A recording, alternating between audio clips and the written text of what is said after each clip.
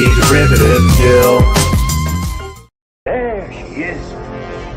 There she is. Welcome to Jill's.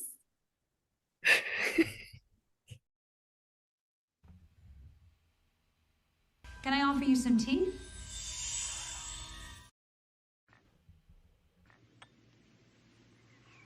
Good tea. Nice house. Would you make me some of that lo-mein soup? And if you can't believe it, it's a Friday once again. Greetings and felicitations.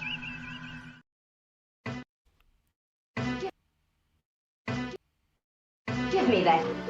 I'll protect you, fair maiden. Sorry, neither.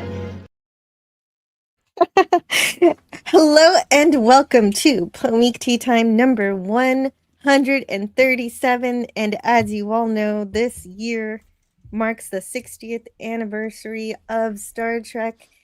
And because of this, all year, we're going to be celebrating all year, every month. Why not? It's the 60th. You got to do something big, right? And that big thing is that we've chosen to celebrate one member of the bridge crew every month. And for this special Friday show, I'm dedicating this time to celebrate the extraordinary and admirable Nichelle Nichols. She's just so talented, graceful, and from what I read in the book, she's extremely humble, and she commanded such a powerful intellect, really. And that zest for wanting to do something valuable extended her role of Uhura from Star Trek into her reality, and everything that happened before led to her success. And it's just so wonderful to read about what she's done. We're the lucky ones who get to witness all of the great things she's done. And so we'll talk about those wonderful things and maybe some of the not so wonderful things that she had to put up with or encounter. It wasn't all roses and everything. And those dark parts were what made her what she is. And she she gets beyond that, and she's just incredible. And we'll talk about that today. And so there's just so much to talk about. So much of what I know from I just read her autobiography, all except the last chapter. I was so close, but I ran out of time.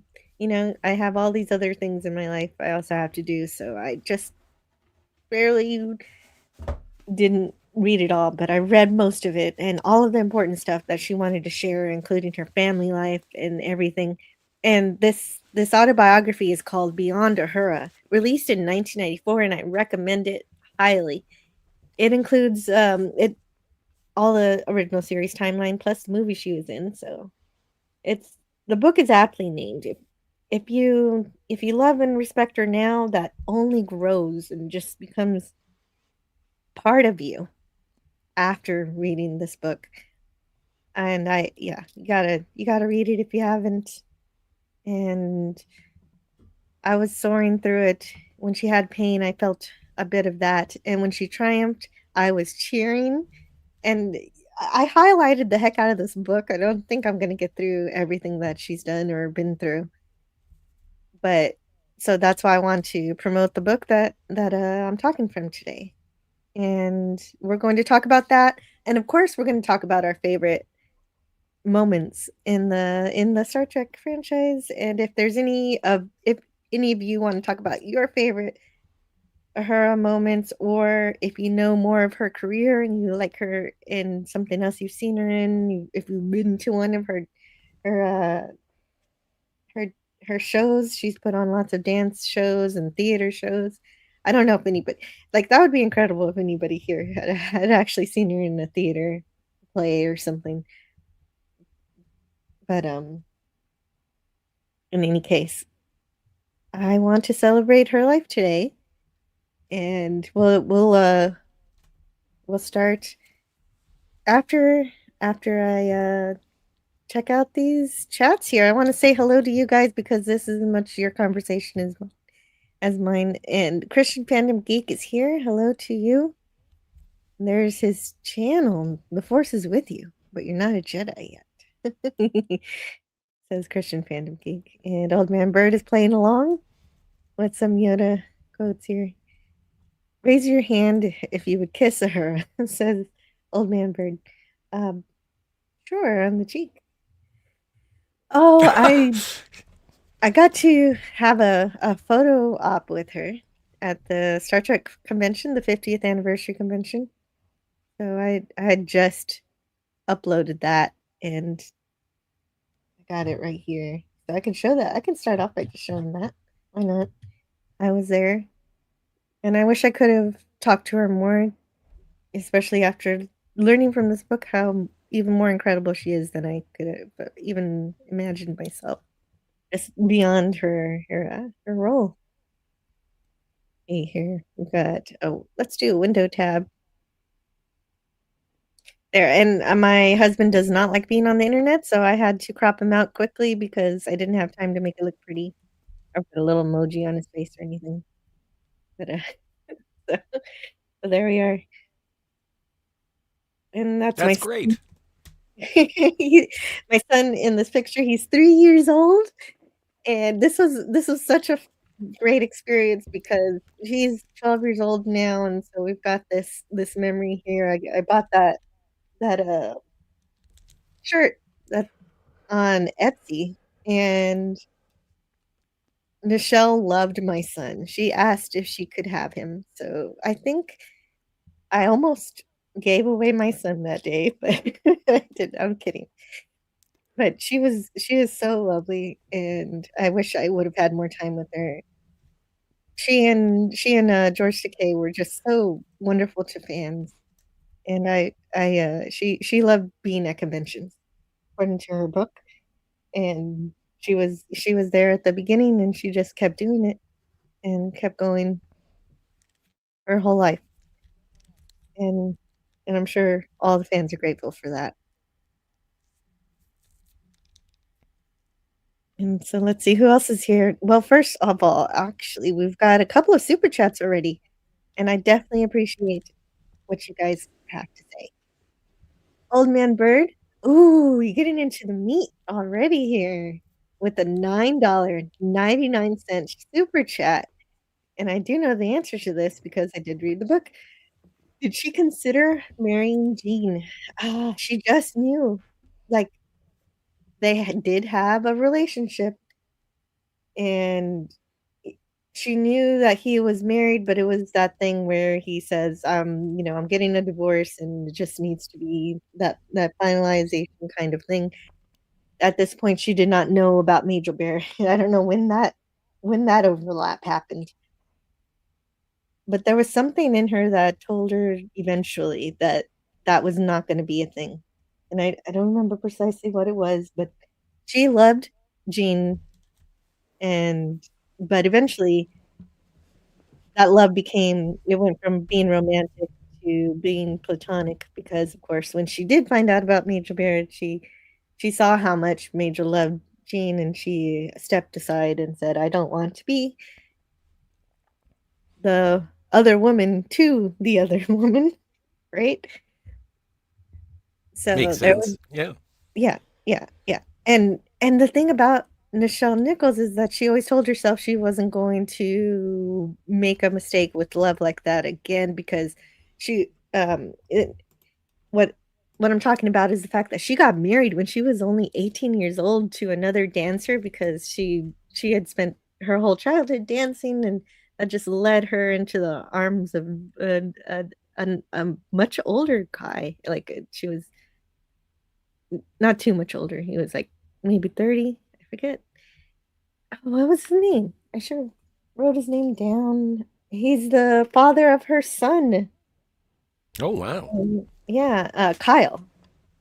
Gosh, but he was kind of immature, I guess, and just abandoned her. And she didn't chase after him. She just was like, you know what? you're gonna go off and do what you want to do, and I'm gonna live my life, and I'm going to raise my son and have a career." And she did it all, and she, of course, owes she she says that it's because her parents were so supportive, who she would help. She who helped her, and then of course later on when she was successful, she turned around and helped them. And so she was always she's very much a family woman, and she did that her whole life, and she considers her son her gift to the world, even though I feel that way about her, that she is a gift. Well, and I'm curious if her son had passed away at the time of the writing of her autobiography, because there was a tragic ending on her for her son, because he was part of the Heaven's Gate cult. No, wait, Oh, what? not her son. No. Oh, Kyle is alive. okay. I'm not sure what he's doing professionally at this moment. I think he had a podcast, but no, he's a musician, he's an actor. He's not dead. But there is a tragedy. You are right. There was a tragedy involving a cult in her family, but it's not covered in the autobiography because it only goes up to 1994, and I think that tragedy was in 1997, Okay. and that was her brother Thomas. If you know more about that, Okay. you can continue the story, but brother Thomas in there. Well, and it just worth mentioning, just in terms of that tragedy. Not to shine too much of a light on it, because again, this is a celebration of Nichelle and not necessarily the manipulations of crazy people.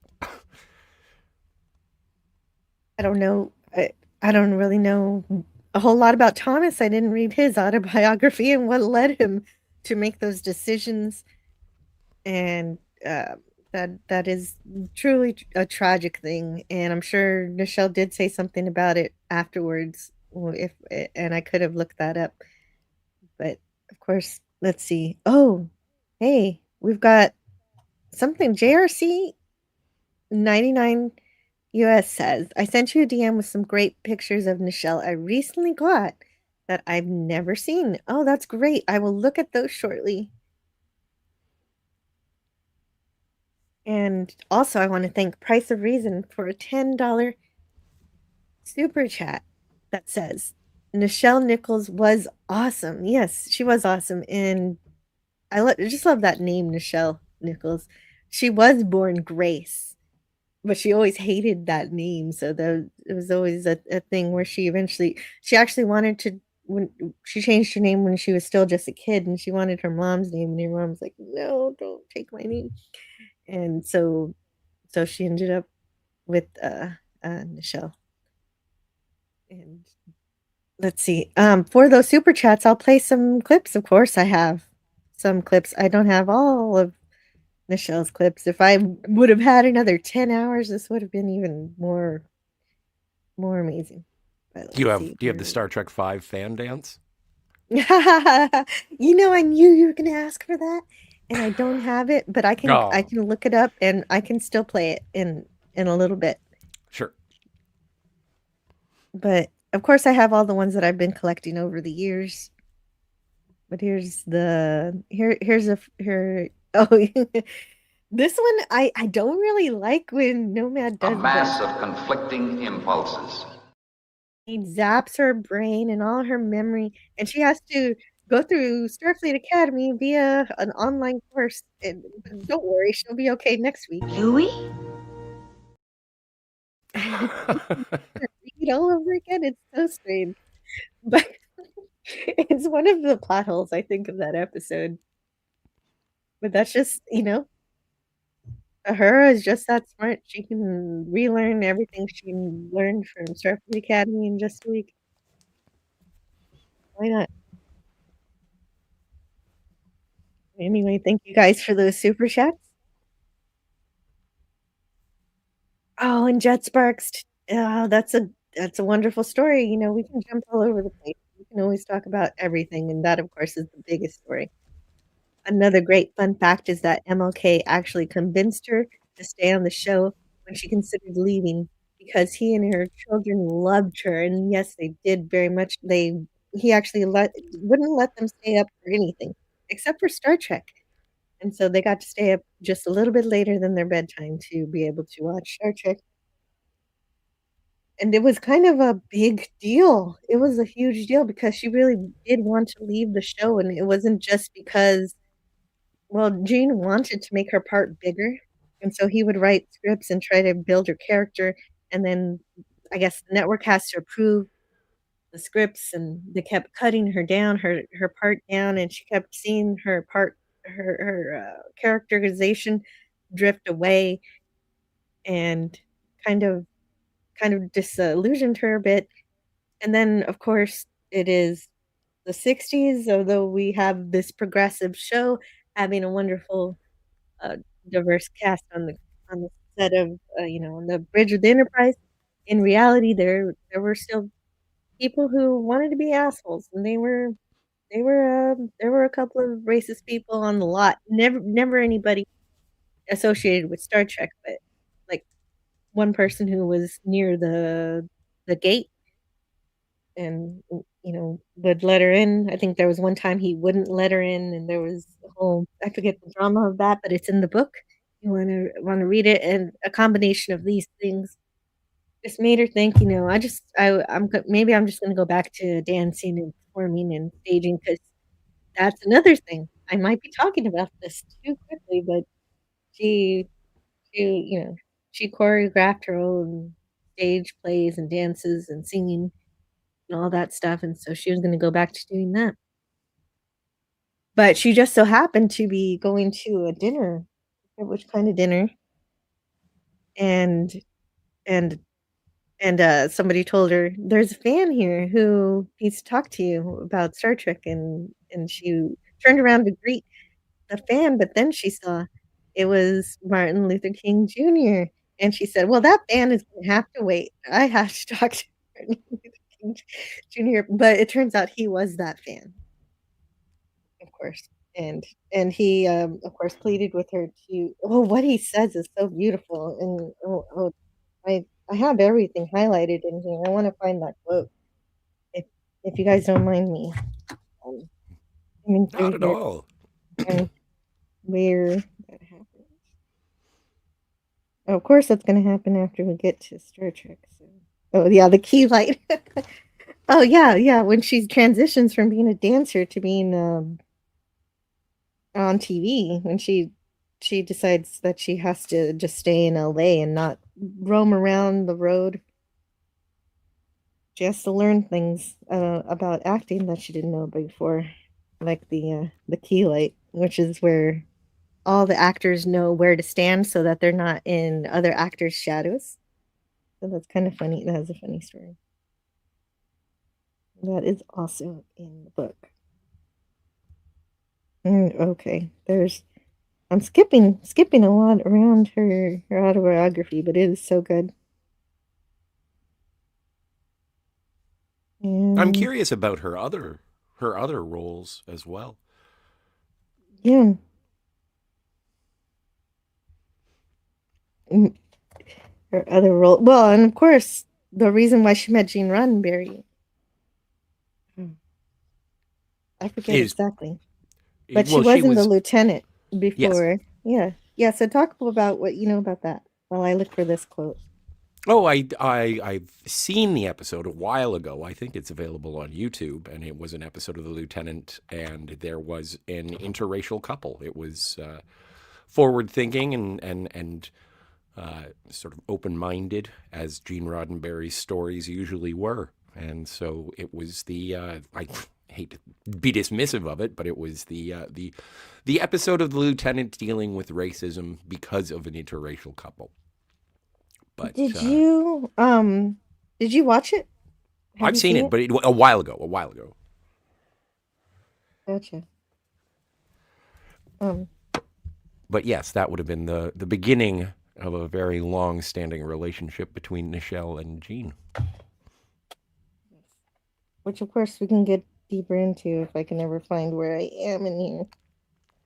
But that's also, and I think that it's worth mentioning for myself, just because I know I like poking at the legend of Gene Roddenberry. But when discussing the cast members, especially the original series cast members, their affection towards Gene is it's palpable when you can when they talk and reverential towards Gene, and especially that'll come to light with Jimmy Doohan, who was best friends with Gene, and so that is a. While we're doing the celebration of the 60 years of Star Trek, I will keep my tabloid gossip to a minimum. I do appreciate that, but oh, I just love the way that Nichelle describes Gene Roddenberry. She obviously loves him and respects him, but she also says he can be infuriating. So I believe her when she talks about Gene, because she isn't out there to destroy him. Which she says that some people are out there to do that even after his death. But here it is. I found the quote from Great. MLK. Oh, there was another thing that also piled up on top of all the reasons why she was leaving. She wasn't getting her fan mail. They were keeping it downstairs, and somebody told somebody to not give her fan mail, and she was getting almost as much fan mail as William As Shatner and Leonard Nimoy. So yeah, that's a compounding of disrespect and everything. It just was probably getting to her. well, And and the so production of the original series was an uphill battle for a lot of people.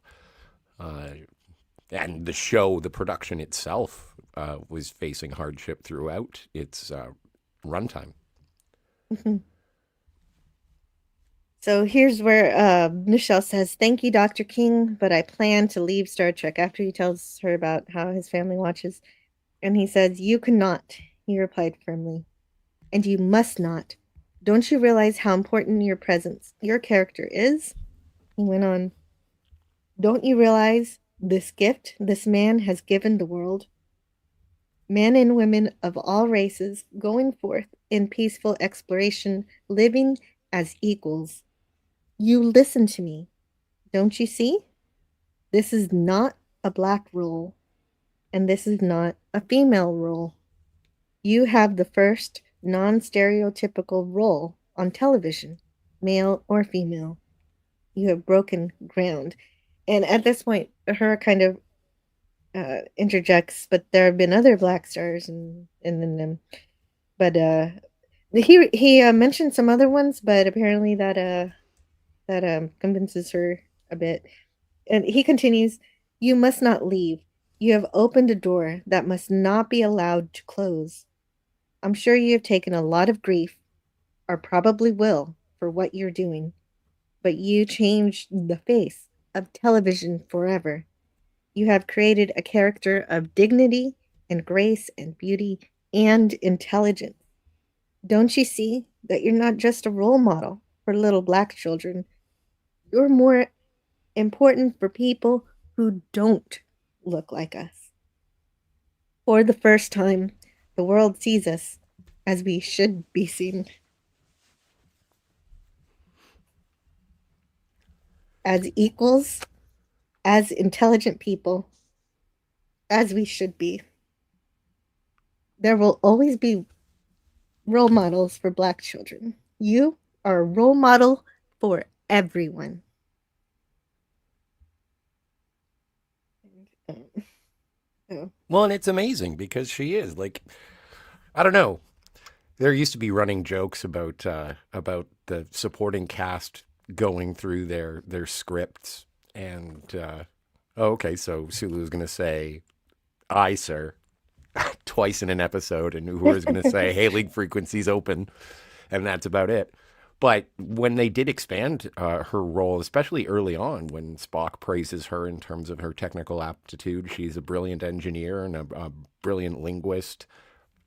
And I think that she brings a poise and grace. It's funny that that was her birth name, but a poise and grace to that position. And she's a scientist, and so I really when you break down the careers of the characters, it's their their character, for lack of a better term, is really really inspiring.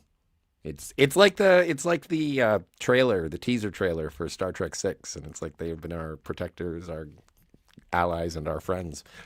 And I really felt that way. That still resonates with other crews, but this is being the OG. This is the original nerd family. It's true, yeah. And you mentioned that one scene. I love that scene where she is doing the electrical work down under the communication station and talking about how delicate it is, and she's a little bit unnerved because she hasn't done this kind of work in a while. And Spock doesn't give out compliments, easily. I can think of no one better equipped to handle it, Miss Uhura. It's beautiful. Thank you, Jet Sparks. And hello to Matt G. Hello. And James Caserta's here too. I want to make sure to say hi to everybody here. And yes, you got some great pictures. I'm going to star that. Look at those. Star Trek knew what a woman was. Well, yeah, that's true. There were women on Star Trek. But I just reviewed The Cage yesterday, so we also the very first episode produced for Star Trek had non-binary aliens in it. That's fun. Devil Flyer Momentum says, "Hey, Jill. Hope you're having a great year." Oh, I am. I hope your year's going well too. It's still January though. There seems to be more. Oh, Franco says there are even more racists there out there now, and that's unfortunate to hear. I don't like running into people like that, and but if Star Trek teaches us anything, is that people can grow and learn and change, and that one racist person I was talking about earlier who was bad to Nichelle years later apologized to her and did did try to reconcile that. And as did other people who did something similar. JRC 99 US says Nichelle became an ambassador for NASA to get minorities and women interested in space. This is awesome because I'm considering getting a job with NASA, possibly in the future. No way, JRC, really? Nice. Oh, all the luck, all my hopes to you, JRC. Oh wow, that's incredible. Yes, and that's a whole nother story I can pull out. That's my favorite part of the book. You know how I said I had a highlighter when I was Yes. highlighting? Um, I started just squaring what I wanted to highlight is just entire paragraphs of her first talking about how she was there to see the moon landing on TV and how she was watching all this stuff with champagne, and then what got her in touch with NASA was when one of the fans of NASA showed up at a Star Trek convention, and they had a I guess it was a panel or something, and she had to go. She wanted to go see it. And this is the best definition of Star Trek fans here. And of course they all crowded around her. They were like, "Oh, hello," and they wanted to talk to her, and she said, "I'm going to go see this speaker from NASA, and today I'm a fan like you, and I will be her tomorrow, but today I'm a fan." And then all the fans just parted and they left her alone and they went away. And it's it's beautiful. And the her security guards were dressed up as Klingons, but they weren't actually Trekkies, so they were baffled by this kind and respectful and thoughtful behavior of the fans. They gave her the space and she asked for it. But of course, she started off by saying, "I know you love me and I love you too, but I'm going to go see this thing." And it worked out. It's so cute. Well, and she was an inspiration for Mae Jemison, wasn't she? Of course. Well, yeah, I'm just barely getting. I'm just talking Okay, about how. I'm just interjecting. No, I know, but that's just the beginning of the story, where she just went to the convention and actually got interested in the entire thing, and from there, of course, she put on a whole campaign of recruiting people. For all mankind, the show that puts a few more women in the space program. Um, yeah, it's just Nichelle Nichols was the reason why that was possible, and because I mean I'm sure it would have happened eventually, but she made it happen sooner. And let's see, where are we? I could just look for wherever I start highlighting too much. Well, I want to say hello to Brogu and Pleasant Valley Picker CA. Hello, Pleasant Valley Picker. I know everybody's got a lot to say, and there's a lot to say about this. So, anyway. Oh, oh wow. Following the cancellation of Star Trek. In terms of the other things she was in, she was also in Isaac Hayes' adventure film, Truck Turner. She played Madame Dorinda. And actually, this is a role that a lot of people really love her in. Apparently, people do recognize her for it. I have not seen.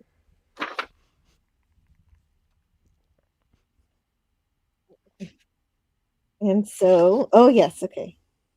I understand there's a scientist from NASA here and he's giving a presentation tonight. I want to see what NASA has to offer and what NASA is up to.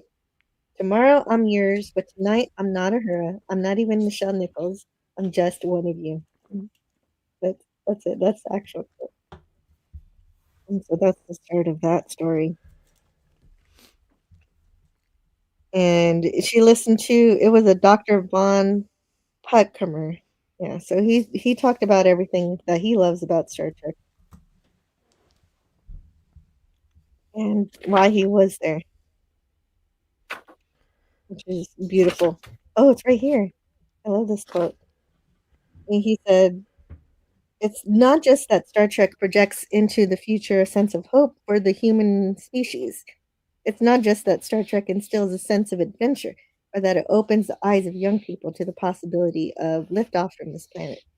It's not just that it glorifies space travel and that human beings are going forth in peaceful exploration, or that this Gene Roddenberry has given us a reason to hope in that peaceful exploration and non interference with other cultures, that we can live as intelligent life forms in the universe, that someday we will make contact and have peace with them. Perhaps there are intelligent people who do not want to be like the Klingons, that we will face these things that are not understandable for us, not with militants, but with a sense of wonder in our hearts. That is not the only reason that I am a fan myself of this beautiful show that gave us IDIC, infinite diversity and infinite combinations. Dr. Von Putcomer continued. That makes this work so critical. The universe worth living in and the equality for men and women in peaceful exploration, knowing that we are better than what we think we are. It is not even that. What I have come here for today is to find out for myself if Miss Ahura's legs are as beautiful in person as they appear on the TV screen. And yes, so that's that quote. And she was sitting next to Harlan Ellison at the time, and she was a bit shocked, or she was like, what did he just say?" And Harlan said, "He says he likes your gams."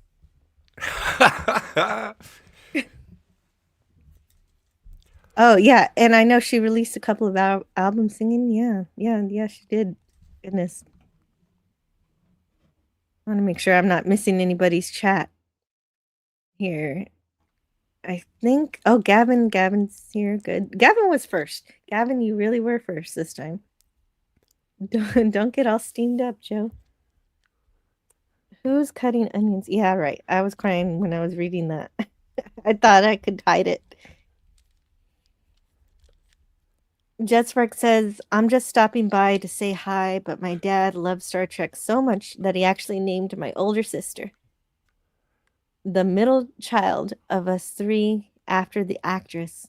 Wow. Wow, you have a sister named Nichelle? That's amazing. That is wild. Yeah.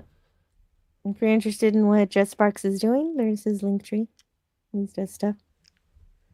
Hey, Franco. And Wes Cagle says, sorry, neither. Best Uhura line. Yeah, I played that one at the top of the show. That's why I played that one first. It's great. I'll play it again for you guys. Yay.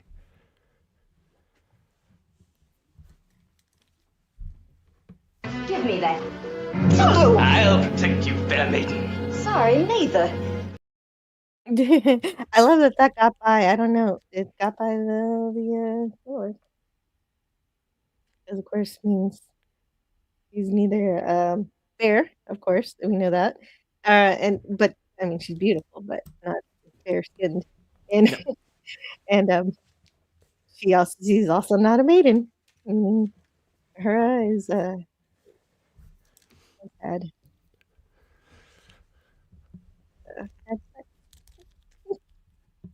It's a wonderful line. I love it very much.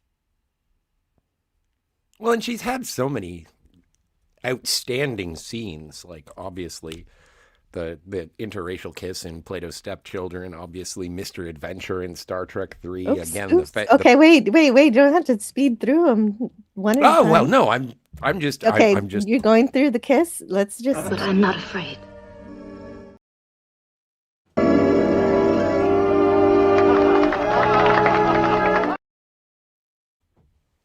That whole speech before that, how she's convincing herself to I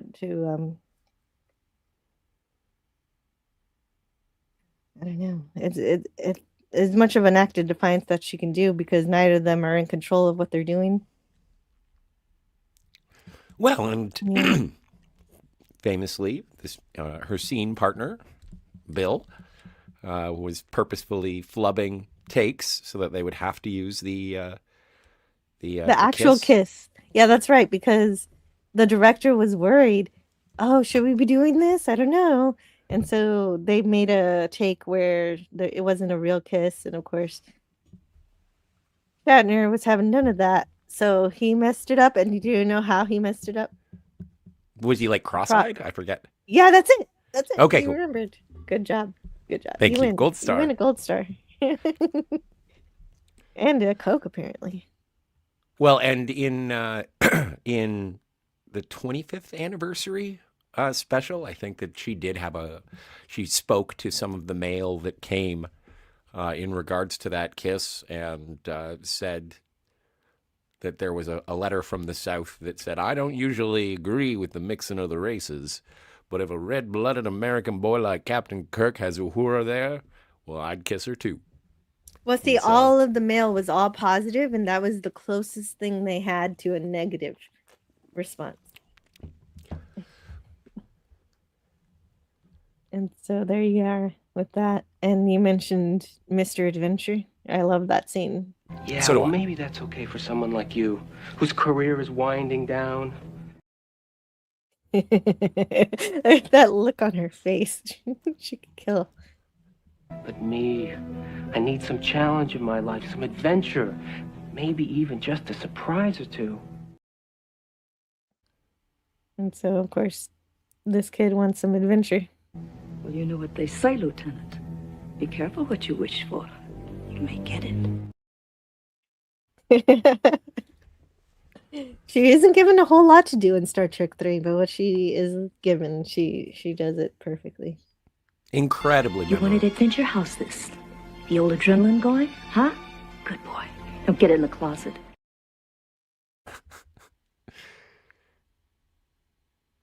I'll just get in the closet. Yeah, well. Oh, I'll have Mr. Adventure eating out of my hand, sir. And this one I love to say this. It's just a beautiful thing to share all the time. All my hopes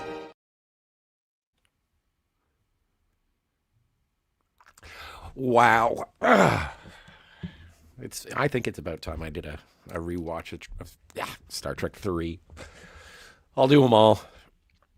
Let's just watch all 6. Let's redo them. Let's just do it. I gotta redo Star Trek 6 because I think our live stream was good, but I think I can redo some of them maybe one day. Well, yeah. It'll be interesting. And well, you just recently went and checked out the extended Lord of the Rings. I know you did a stream about it on Saturday night, but one of my favorite things is just being able to revisit the Star Trek movies in theaters as well. Hopefully there'll be a re-release soon. And so I didn't get this clip, but I'm going to read it here. I love this one. This was one I was thinking of getting, but I didn't get a chance. I didn't have the time. James Caserta says to the ensign, this is from Star Trek the Motion Picture. Ensign, the probability of us returning from the mission may have just doubled, and this is because Captain Kirk is captain again, and he's Admiral. Right. Admiral Kirk is captain again. Want to say hello to Mr. Brown's Alliance? See, it's just the thing. You can promote Captain Kirk all you want, and he's still Captain Kirk to me. Admiral doesn't fit. Who's here? Mr. Brown Line. Mr. Brown Line. Yeah. Hey, Mr. Brown. How's your day going? I'm just enjoying a little talk about Star Trek. Got anything you want to add about Nichelle Nichols or Star Trek in general? Please feel free to share. I'm going to get through these chats one day. But first though, we've got a photo album from JRC that I wanted to share. Nice.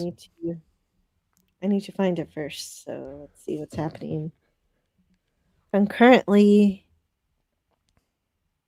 And yes, we read that one, and I made myself cry. But oh man, Martin Luther King Jr. had a way with words. Yes, and Nichelle, yeah, we still have stuff to talk about NASA, but that's a whole big chunk of our life, and I'm not done talking about that. I don't want to downplay that one. JRC says, I am an aviation electronics technician, and hopefully there might be something like that will open up in the future. Are you going to join Space Force? That's a thing. They've basically got a Star Trek insignia there. Oh, I wonder what Franco's responding to. I'm not sure. Oh, he's saying, will I actually keep my tabloid gossip to a minimum in regards to Gene? Oh yeah, is that a photo of you with Nichelle? That's awesome. Yeah, oh right, I didn't realize I just left it there. But yes, that's me with Nichelle from the Star Trek convention at the 50th anniversary, and I had to not show my husband at his request. But he exists. He's real. He's real. Yeah, I could just leave that there. Goodness. All I have to do is move something and I lose my place in the chat. Is absolutely infuriating. There we are. He says, I wish that they could set up a SpaceX here on the East Coast. Oh, JRC, that's another possibility. You could work for a SpaceX.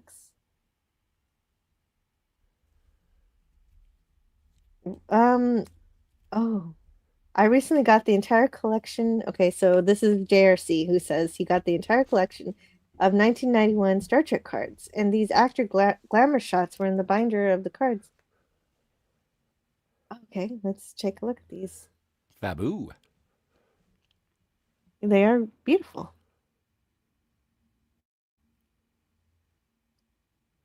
So we'll share Chrome tab. This one first. Here we go. And let's make this larger.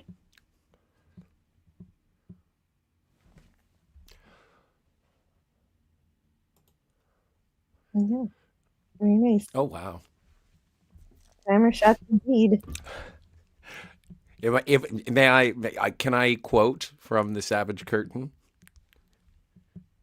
Sure. Oh, yes, but I've got to be ready for you. Hold on. Uh, Okay, now I'm ready. Go ahead. what a charming negress. But why should I object to that term, sir? You see, in our century, we've learned not to fear words. After all these We're, years, I finally clipped that myself. And I had gotten it from Get Yarn in the past, and it always clips her off at the end. well, I'm glad. I'm glad that you have that because I think that Me that's too. also one of the driving philosophies of Star Trek as well. It is. That is Gene Roddenberry. He wrote half of that episode, the good half of the Savage Curtain. The good half. Hey, there's Majel. Yeah, Nigel's there too. I love Loxana so much, so it's good to see her too.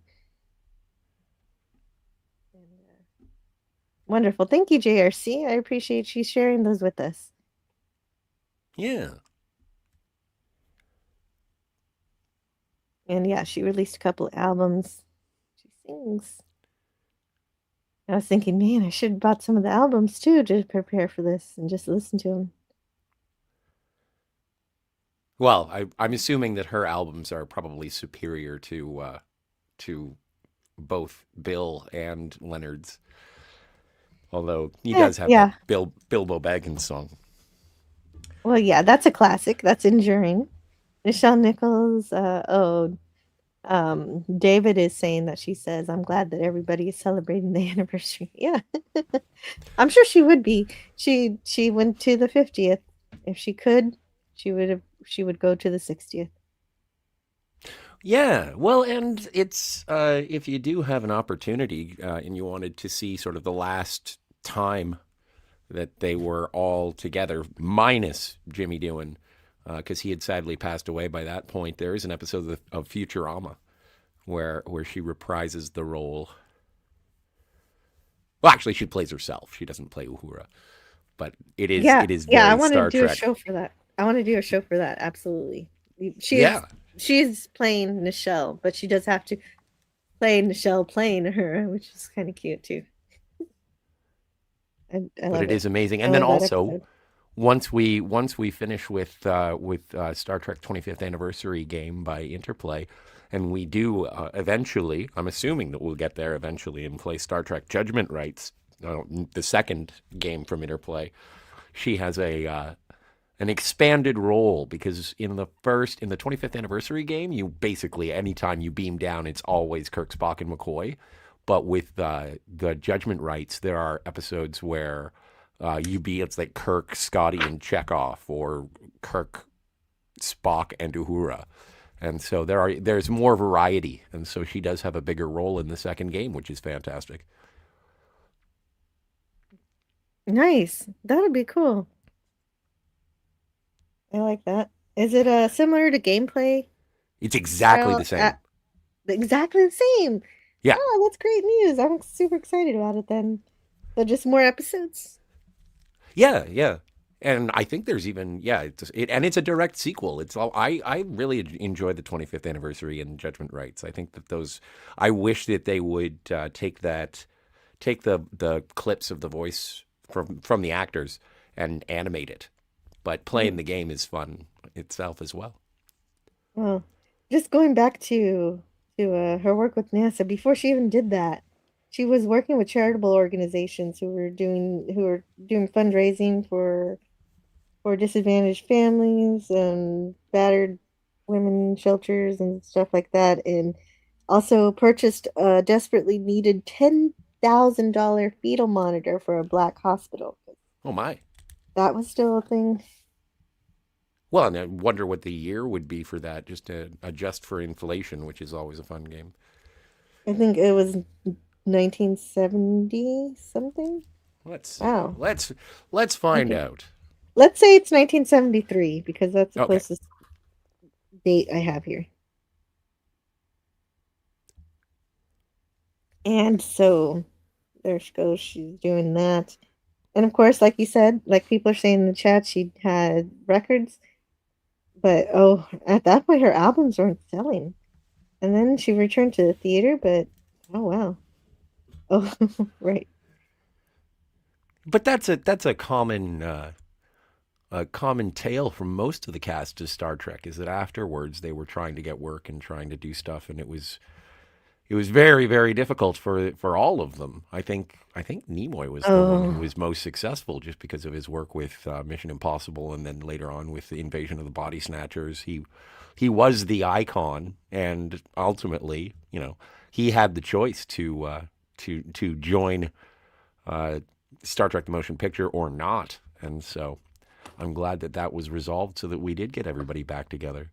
But here, and I know I'm somewhat alone on this one, or maybe I'm not. Maybe I don't want to victimize myself or play like I'm a victim. But like I am a fan of Star Trek Generations, and I always have the fantasy in my head of the commissioning of the Enterprise B, and the initial idea of having the entire original cast sort of launch the ship, and then Kirk dies, and then unfortunately, just because of illness or a sort of lack of enthusiasm for being supporting characters during what is essentially a Kirk and Next Generation movie, as opposed to being a meeting of both crews. People sort of declined, except for DeForest Kelly, who unfortunately was raring to go, but he just couldn't get the insurance for it because of his declining health. But I still have that. I still have that sort of fantasy of seeing them all on the Enterprise B, and assuming their old stations. It would have been really nice. yeah, yeah, that would be. And she did. They did want her to be. I forget what TV show it was, but somebody wrote a part specifically for her, but Jean wouldn't let her out of the contract, and that's one of the things she would be upset at him about. Even though apparently he What? never even apologized about it. Well, but see, it's so as the Star Trek productions sort of advanced from Mhm. original to TNG to et cetera, is the first crew was really an ambassador for Gene's vision, and the Next Generation were ambassadors for the show. And then as things sort of moved forward and progressed, it became much more, I don't know, entertainment tonight as opposed to spreading the philosophy of the show itself, which I think is always, I think that's what makes it so timeless. Mhm. It is very Are you timeless. are you reading the last chapter? Or are you just cramming right in the middle of the exam? I kind of am. I thought so. But I wanted to read this from PvP. Well, wait, what did you just say? Can you repeat it, please? That was a I was just mistake. saying how the original crew was much more of an ambassador for Gene's vision, and the Next Generation Oh, more of for the course. the show itself. And then as it went on, it became much more sort of behind the scenes production ambassadors, or I don't know, maybe more celebrity and less iconic. Even though there are like Next Generation is iconic, but I still think that the original Mhm. series is the one that sits at the apex, the paramount, if you will. Of course, and it always will. Well, as Absolutely. Wayne Campbell said in Wayne's World, while the Next Generation is more technically advanced, it will never be as iconic as the original. Yeah, that's perfectly stated. I should get that clip. Pleasant Valley Picker CA says Nichelle inspired people to get into the space program and do real science. Anyone think folks watching Starfleet Academy will do that? Not because of Maybe. Starfleet Academy. It'll just be a happy accident, but it won't. The one will not have to do with the other. Well, I think that it's a possibility. Yeah, I don't think so. There's no actual intellectual. There's nothing to be inspired by that show. Well, There's nothing happening. It's all frivolous pancakes. Well, after 3 episodes, I think it may be a little premature to judge the entire series. I don't think so. I think the writing's No? on the wall, literally, in terms of the way the characters are being developed or not developed, and how surface level everything is. It is. I didn't. Anyway, Yeah, I just we're talking I about don't. Yeah, we're talking about Nichelle, yeah, not contradicting but opinions. yeah. We don't agree on this apparently, but no, I think Starfleet Academy is garbage. No, It's I not know, Star and a Trek. lot of Star people Trek decided on in that about a year ago. So no, but I decided on that after watching 3 episodes. Star Trek in name only is what it is, as all of New Trek. well, that's all right. Jill has to talk to us about Hilbert's Hibbert's hotel. Hotel, Hmm. Doctor I Hibbert. probably. You're gonna have to tell me. I might know the story, but I don't know exactly. Gosh, I highlighted so many things, and I've just been reading and reading, but I don't have a photographic memory. That's the Oh funny look! part is that Oh because look! I've It's in the shell. Awesome! I'm named hey, after her. Wow! Way to go! that's rad. Welcome, Nichelle. It is quite Uh, a I wonder if thing. that's Jet Oh, Spark's that's sister. that is Jet Spark's sister. Hello and welcome, Jet Spark's sister. Hooray! Welcome. Wish you a wonderful weekend. James Caserta says Beyond Antares is the greatest song ever written. Fight me. I can't fight you. I'm not gonna fight. I love it when Nichelle sang on the show. I always wish that she sang more, especially in Charlie X. Yeah, it was a missed opportunity. On the Starship Enterprise, there's someone who's in Satan's guise. Oh, beautiful. And there we are. She was supposed to kiss Spock at first. I thought I heard here. That's true. Yes, that's still true. But of course, Kirk, the whole thing about Shatner taking lines and stuff, that's true. He did that. he decided he wanted it. He decided that was going to be the better way to go. Well, but not only that, I know that people do chalk that one up to hubris, but I do think that it kind of undercuts the idea of the interracial kiss if it's with an alien. People would be like, it doesn't count because he's Vulcan. And so I think that having two humans makes it a little bit more impactful.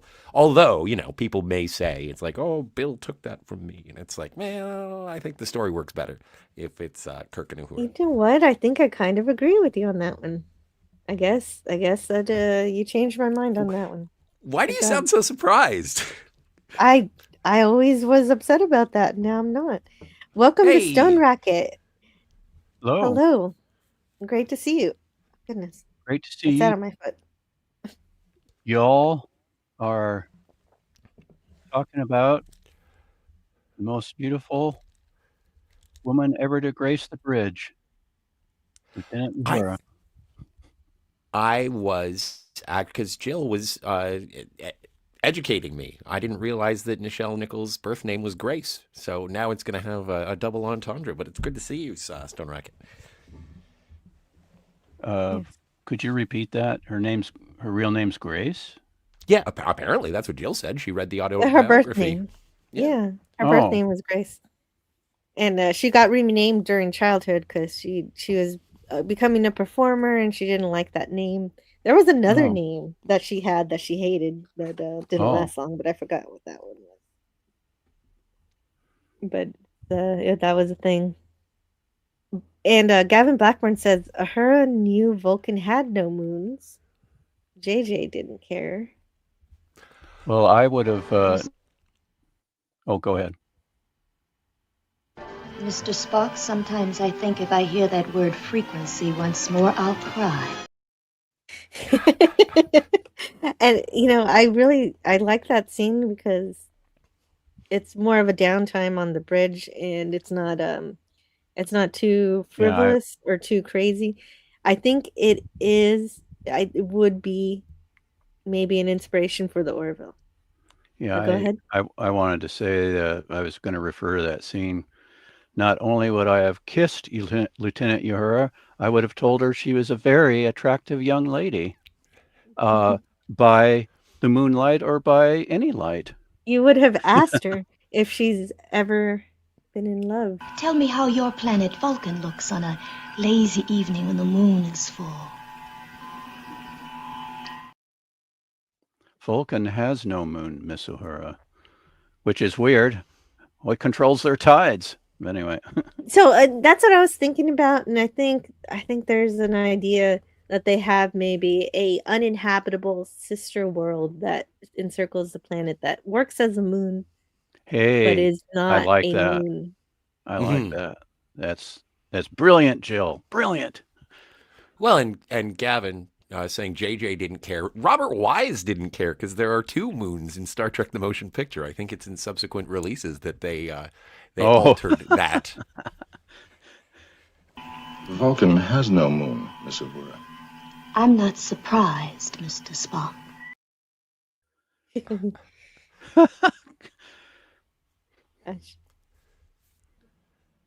Yeah, they should have had more scenes with all of the co-stars.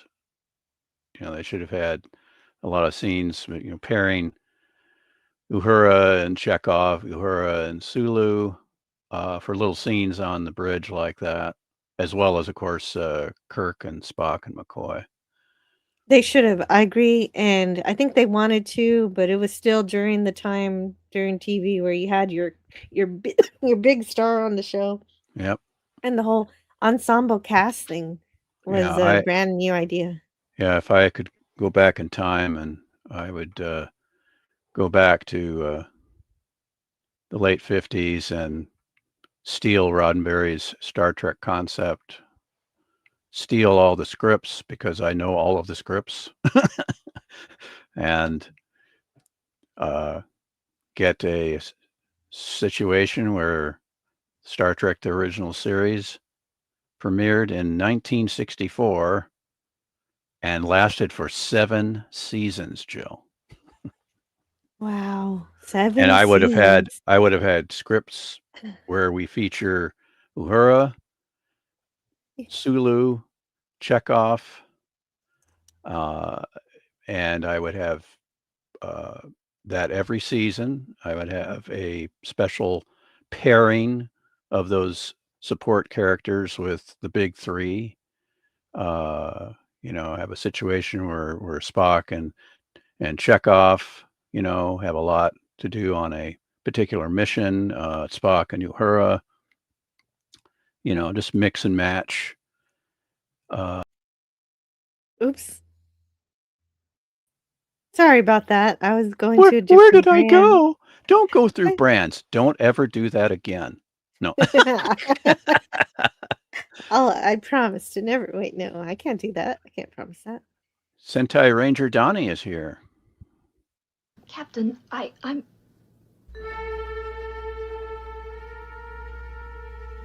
Uhura, you're the only one who can do it.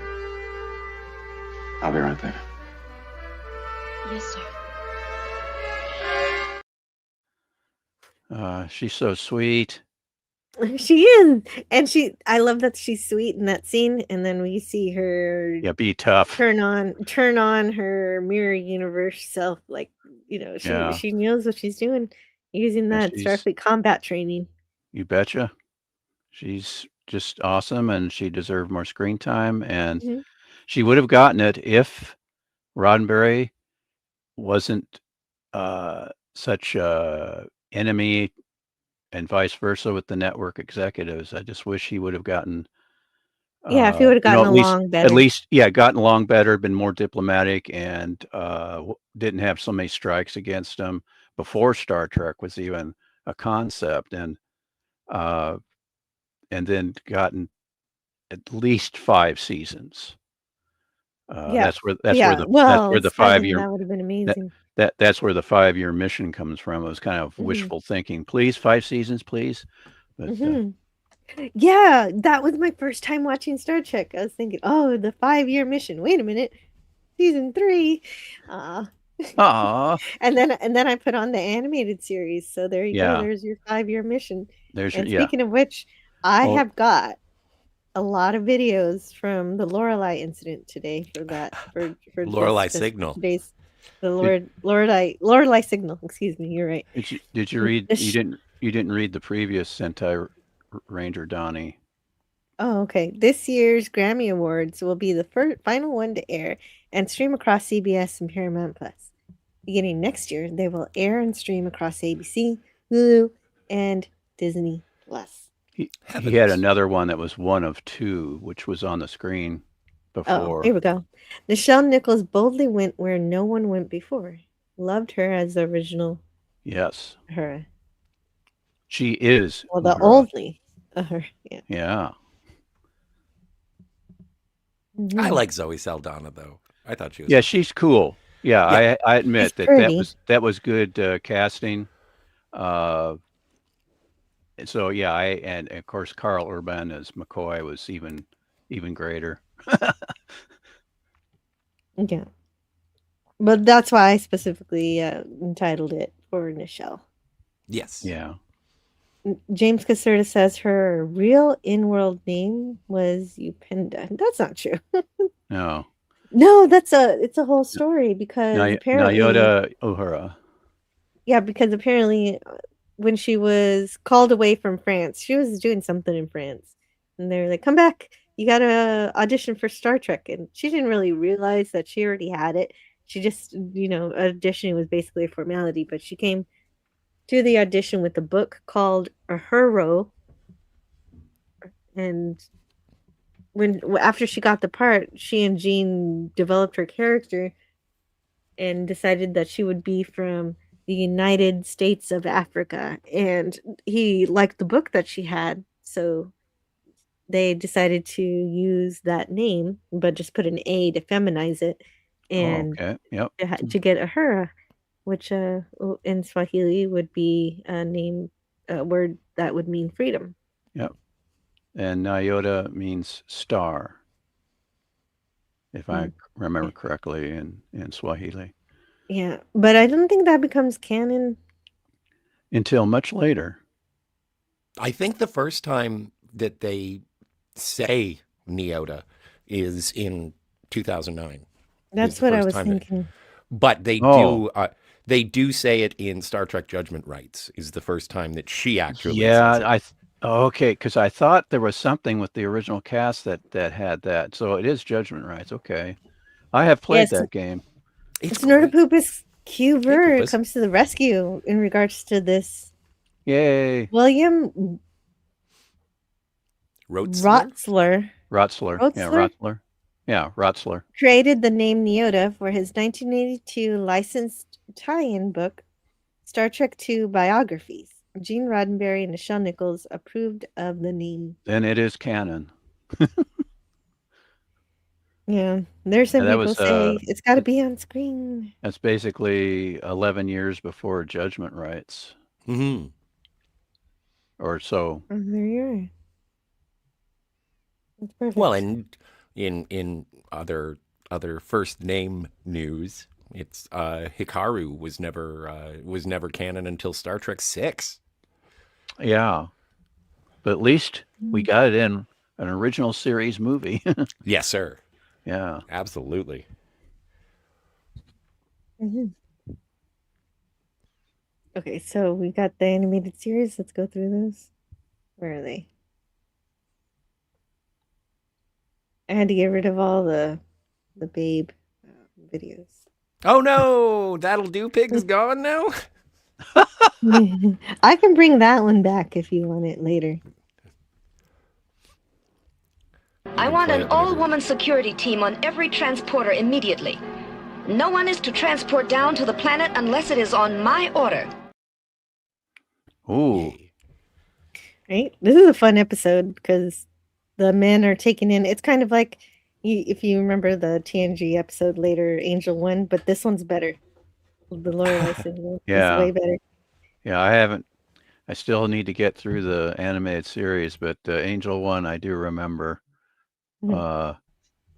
And I look forward to Lorelei is the name of the. Oh yeah, the Lorelei signal. I don't know if I want to spoil it for you. Now that No, you don't haven't spoil seen it. it. I know it's an all women type Oh, thing, oh, but okay. but that's about all I know about it. But I, Yeah. but Well, no, if you have clips that spoil it I and do. you want to play them, don't worry I about really me. do. You Okay. go right. Aye, aye, Lieutenant. What are you doing? Taking command of this ship. Yeah, See? you've talked about this before, where Uhura takes command, since she is fourth in command. By the way, I don't. Did you guys read my chat It's comment about that? about time. Yeah. Did you Yeah, I retype had. it recently? No, Because I put it everything got in. destroyed. Oh, I put it Yeah. in yesterday, Oh, heavens. or was it really early this morning? I can't remember. I was up rather late. Let me see if I have your chats. Yeah, okay, I did copy them. Here they are. I'll read them now. Stone Racket says, way third. And then he says, Lieutenant Commander Nyota Uhura should actually be in Gold Command uniform, as she was in the first two episodes that she appeared in, The Corbomite Maneuver and Mud's Women. Lieutenant Commander Uhura is also fourth in command, and she should be taking charge over the bridge ahead of Lieutenant Zulu. That's science fact. That's right in the writer's guide, the show Bible says so. Yeah, that's why when I was making little labels for my notebook, when I had the little 8 by 10 photographs I got from Star Trek Enterprises, I put Lieutenant Commander Uhura. So Mm-hmm. that was when I was a wee lad. Mm-hmm. Stone Racket says we can thank both Nichelle Nichols and Grace Lee Whitney for the miniskirt style Starfleet uniforms appearing on the Star Trek series. Yes, they were It's on responsible the for bridge. that. Especially Yeah. Grace Lee Whitney. She hated that unisex uniform and she wanted to show off her dancer's legs. And then Michelle was like, well, that's I what's good enough for her is good enough for me. Give me one of them there skirts. awesome. Yes, and that is Not a that she, thing. I'm not quoting her directly. That's just me. That's Well, not a direct I quote. figured that was a paraphrase, but Yeah, it does. yeah, it's not even a paraphrase. It's a, she wanted to have the same kind of uniform. They should have made it Mm, like a choice. I mean, I wouldn't have mind seeing some of the female crew members in a standard uniform and just have a variety. Though I guess yeah. I don't know. Maybe we do see that in the background sometimes. Maybe is that right? In the later episodes, we see sometimes the original pilot uniform once in a while on a female crew member. I does that ring a bell at all, or am I just imagining things? I don't recall it. Yeah, okay. Maybe I'm just imagining things. But It would anyway, be nice. I think they kind of wanted to do that with TNG for a little while, and then they gave it up. But only it's only evident in the ship's counselor, Deanna Troy. She wears that skirt uniform the first episode. oh, wow. I Yeah. really Mm, really liked it with the go-go boots. It's like wow, and it's mhm. blue, my favorite color. Exactly. She got to wear that aqua dress, Oh, yeah. It's true. which just gorgeous. I never liked the purple jumpsuit, but All right, the onesie. the onesie, yeah, I never liked that. But yeah, she was. I thought it's like, oh, who's this? When I was watching the original telecast of, is it Rendezvous at Farpoint? Is that what it's called? Encounter. Encounter. at I always Farpoint. always get that Yeah. first part wrong. Oh, Yeah, speaking I of watched that Encounter, when it was uh, premiering, and I just go, oh, they are bringing those uniforms back. Excellent. Then Yeah. disappeared. But anyway. Speaking of Encounter at Farpoint, I'll be on with Price of Reason again to talk about because he's going through TV pilots, and he was gonna switch away from Star Trek, but you know what happens when you start talking about Star Trek? You don't want to stop, so he's going to continue with the TNG pilot next week, and I suppose we'll continue after that with DS9 and Enterprise and Voyager. Oh, you guys did Where No Man Has Gone Before just a little while ago, didn't you? Last week and Last yesterday week. we did the Cage. Oh, how do I get on that panel? Price of Reason, he's on Twitter. Connect with him on Twitter messages. Well, if he doesn't follow me, I can't message him. So. Oh, well, I guess you could follow him and I'll tell him to follow you. No, that's I'm gonna have to watch that. I saw that in your collection of videos where you've made appearances. I think that's where I saw, or it was in my timeline when I was on YouTube the other night or last night. I saw the Where No Man Has Gone Before, and I thought, oh, I'm gonna have to bookmark that one. Mm-hmm. So I'll have to watch that later how on. he gets all those views. Oh, yeah. How many views is he getting? He gets quite a few hundred. Oh. He's getting 500 on each of his Star Trek shows. I think it's that avatar of his. People go, oh, what's this cute avatar? I've got it. It's just the puppet is so adorable, I guess. Yeah, Yes, that must be it. Yes, we all need to get puppet version avatars. The Lincoln episode, yeah. The Lincoln episode? Right. Savage Curtain, I think he's mentioning. Oh, we were talking about pilots. I'm a little confused. Oh, about 30 minutes ago, Mr. Brown Lion says we need to do some good Star Trek stuff. Anytime you need me, I'm here. Oh, okay. Mr. Brown, if that's what you mean. And he also said hi to Scotty. I forgot about yes. That. Hey, Scotty. I'm all over the place with the chat and the book, and I don't even know where to focus, except that we were talking about NASA, and like I said, I didn't want to skimp on that. Oh, okay. Her inspiration to other women to become astronauts. It's awesome. And it happened at the perfect time because it was around the time where they were bringing the shuttlecrafts into NASA and creating those reusable crafts. And of course there was that campaign where Star Trek fans decided the first one had to be named Enterprise. I was a part of that. Yep. You voted for that. Yes. That's cool. Yes, me and at least 5 of my friends. We were all Trekkers. Yes. Yeah, that was when we were in high school. So. Yes. Okay. So and so what NASA said to her was, with the shuttle, though, we need a new kind of astronaut, a scientist astronaut. Now the qualifications are totally different. Size is not a factor, and eyesight is not a factor, as long as it can be corrected with glasses. And so then, of course, she wants to, of course, bring more minorities and it's not that she wants to identify qualified people. This is very high in her stipulation. She didn't just want to find people who match, she wasn't just trying to diversify NASA. She wanted to find qualified people. She says, and they must be truly qualified, because I don't want anyone to think for 1 second that someone unqualified only got here through affirmative action.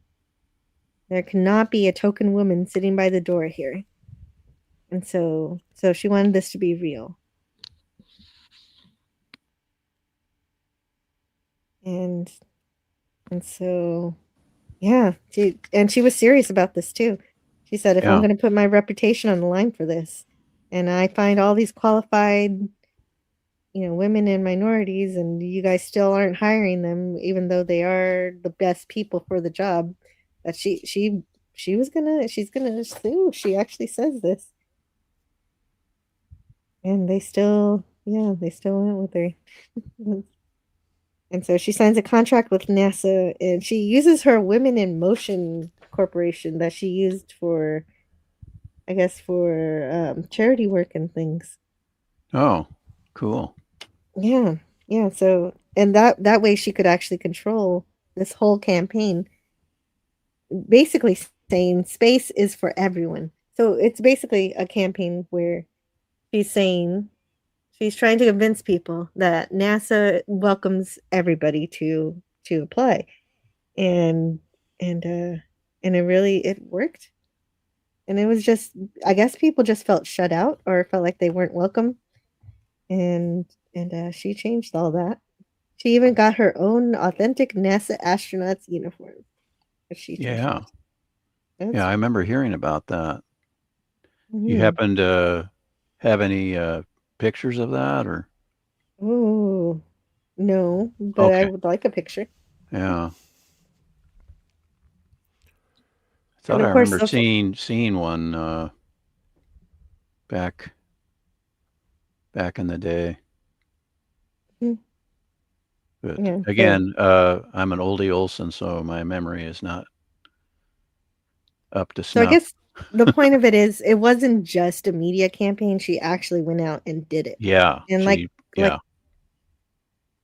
like Scotty mentioned before, Dr. Mae Jemison was the first African American woman in space. Yes, indeed. And and uh, and I'm sure what he was leading up to was that she does end up on a Star Trek episode in The Next Generation. Yay. Yeah, and that's pretty cool. And she That is is a real Star Trek cool. fan. Every time she went up into on her space shuttle flights, she would say, "Hailing frequencies open." Yes, that's right. I forgot about that. That's right. Yep. That's so cool. I did get a photo of her in her NASA jumpsuit. It looks like it's from an interview from the 70s, early 80s. Oh, nice. Let's see it. Cool. Uh, Row, row. No. Share it if you can. Oh yeah, yeah, yeah. Those were pictures from JRC we showed earlier. Oh. Yeah, I put it in your Facebook chat. I have to retrieve it myself. Okay, thank you, because I wasn't gonna find it. I usually close that during the stream, unless you're missing. Like, where's Scott? Gotta find it. I just did it on my phone and forwarded it to you. Very nice. Here it is. Oh, cool. Yeah, Yes, and she indeed. kept it, and she loves Uh-huh. it. So everybody knows how Star Trek 4 memorialized, or um, how they paid tribute to the Challenger Yes. that was destroyed. Unfortunately, some of the people on that ship were people that Uhura had brought in, and that Oh, no. really, really, really broke her heart. It really hurt. And I don't know where it is, but Well, and that's when it comes to the space travel. Any pioneers into a brave new frontier, there are going to Mhm. be instances of tragedy, which is unfortunate. There, we're going to be looking. Is it the Artemis? Is that the flight that's going to be doing the orbit of the moon in the coming weeks? That's I, right. wi- I wish Yes. them the best, and I hope I pray for their safe return. But there is, risk is our business. That is why we're aboard her, and so Yeah. best intentions, and I do wish for a successful mission, of course, always. Artemis 2. Thank you, Criffing DBK. Artemis 2. Cool. But that is what Star Trek does. Even before that, in Star Trek 3, The Search for Spock, they encountered a ship called USS Grisham, which also honored astronaut Virgil Gus Grissom, who in 1967 was killed in the tragic launch pad fire of Apollo 1. Yes. It's, Along with Ed White and Roger Chaffee, is that right, or something like? I'm trying to remember. mhm. Yeah. Well, and Virgil as I. Grissom, yes, an astronaut named Gus. What's your middle name? Ivan. Okay, you can be Gus. That's from The Right Stuff. that's awesome. Oh, from The Right Stuff. I Yeah. still need to see that. Yeah. I've seen Apollo 13, but I still need to watch The Right Stuff. Yeah, The Right Stuff. You guys see that? And For All Mankind, they get the VHS tape of that. They send that to the space station on the moon base. For Well, that's just made up stuff. I know it's just made up, but I love For All Mankind. It's For All Mankind is returning March, so if we're not finished with the Twilight Zone by then, I'm gonna have to. We're gonna pause the Twilight Zone No. so that I can watch For All Mankind. No, we're going to pause For All Mankind. No. No, Yes. That's it's your channel, Jill, and you go right ahead at warp speed. Yes. Engage. Engage. Nerdapupus Cuber says, in my honest opinion, the uniform colors in the original series may have been chosen to complement the actor's skin tone, at least for the female characters. They even had a female engineer wearing blue in one episode. Interesting idea. Well, not at first, because Nichelle Nichols appeared in the first two episodes in production order in the command uniform, which, since she was a lieutenant commander, that was the correct color. But the thing is, aesthetically, yeah, red. She looks good in red. Yes. Yeah, I mean, just spectacular. But it's just that. Well, wait a minute. But Scotty is also a lieutenant commander, so he's in red. So we will just, we will go with, that's okay. I'm just kind of a stickler for certain things, but she looks great in red. I have to admit. I'm getting a call from my kid's school. Please cover for me for a minute. Okay. So what you think of Nichelle in gold in those two episodes, Scotty? Well, and just because those shows have been with me for so long, it's one of those triggers for me. It's like, oh, I can tell exactly what episode this is based on the color that Uhura is wearing. And right. So, but I think she looks outstanding in red. And yes. But yeah, and obviously you had the blue was for sciences, gold was for command, and red was for engineering and support services, including security. But I do appreciate it, and then obviously it all got sort of switched on its head when they did the maroon for Rathacon moving forward, and then they swapped them all around for Next Generation. But I do think that, yes, there was a complementary color situation to make it so that the actors looked better, because once you get to Next Generation, I don't think that Patrick Stewart would have looked that good in gold. I do like the fact that command is red. Yeah, it's what color of red would you call that for the TNG command red? I don't know. Is it as deep as maroon, or would you just?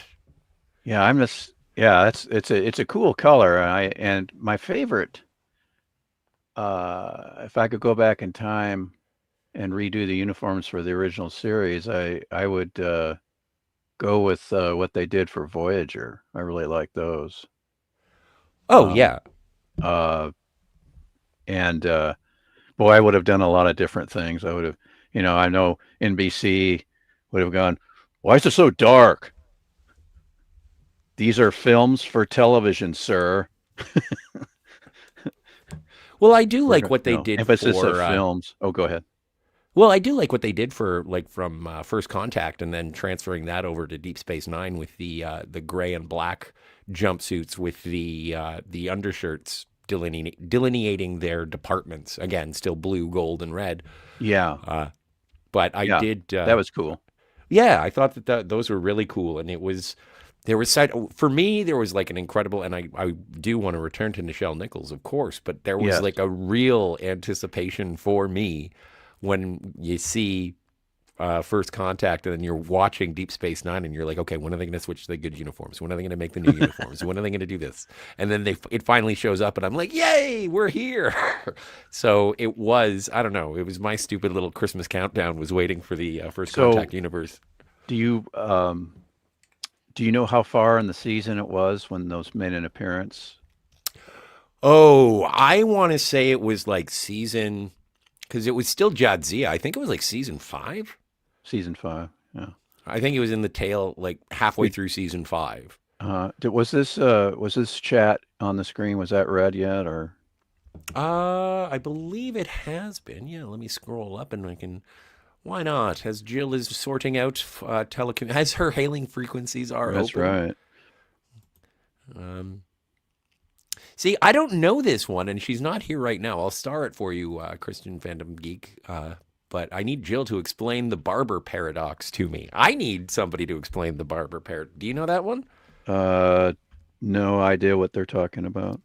I'm probably gonna to slaughter it, but it is. I think it has something to do with there's a small town with one barber, and he has one rule that only if someone else shaves your face, he will shave you, but if you shave your own face, then he will not shave you. And so the paradox being, well, then who shaves the barber? Because if he shaves his own face, then he shouldn't be able to shave his own face because it goes against that one rule. I think that's what the barber paradox is. And again, I think I massacred it. Well, what does that have to do with Nichelle Nichols and Star Trek? I think it's just conversation. It's just conversation. Yeah. Donnie says, yet I'm hyped about the debut of NBA Sunday Night Basketball across NBC and Peacock and the Grammys across CBS and Paramount Plus. Well, good. Oh, what? And Old Man Bird, getting to the Barber paradox, says, the Barber paradox illustrates that the Zermelo-Fraenkel set theory, if not a self-consistent framework for math, not all sets are well-defined.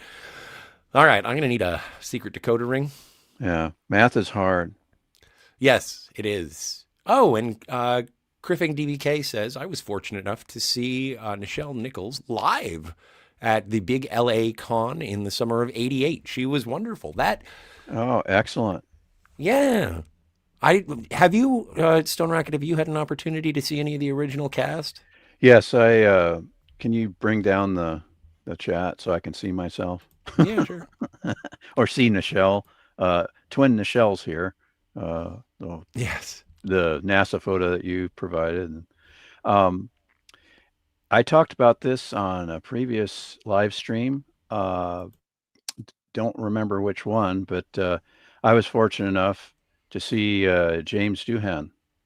Oh, wow. And it was my advisor at the time, Professor George Wilson, not to be confused with Mr. Wilson from Dennis the Menace, but George Wilson was a personal friend of James Doohan. And he got James Doohan to come to our university, Iowa State University, and we got to see James Doohan in C.Y. Stevens Auditorium, which is a beautiful auditorium. It's just great acoustics if you're there for a concert. But he just gave a talk, and it was I think it was in 1980, because it was after the release of Star Trek the Motion Picture in '79. So I think it was in the fall of '80. And he talked about the making of the movie, and he also presented the second edition of the Canadian-made film Universe, which was narrated by William Shatner, and James Doohan was like, I really like this film, and it's narrated by Bill Shatner, and he does a really good job. I think you guys will really enjoy it. So it was kind of an intermission period for his talk, and he showed this film. I'd seen the original Universe, which Stanley Kubrick saw, and that's why he hired Wally Weavers on his special effects team for 2001: A Space Odyssey. And this was that was in black and white, that original Universe film, and then the one that Bill Shatner narrated was in color. But I don't remember too much about his talk. He got a lot of questions. Of course, there's people that were like, well, what, kind of like trying to get his honest opinion of Star Trek: The Motion Picture, and he just said, "Well, it took us too long to get to V'ger." That's the only negative thing he said about it. It's too long to get to V'ger. Yeah, it took us too long the to get to motion V'ger. picture. The motion picture was inspired by 2001, definitely, and Yeah, there's a lot of that in there, and inspired by a few episodes of Star Trek. I actually wrote a paper on that for my film criticism class, and Professor Perkins mangled it. He goes, and Brian here wrote a paper on Star Wars, and I said no, I said Star Trek, and he goes, same thing. Oh, no. And I just went, no, it is not. Yeah.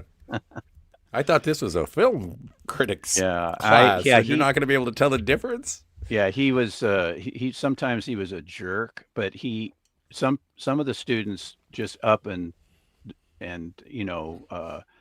left the class and dropped it.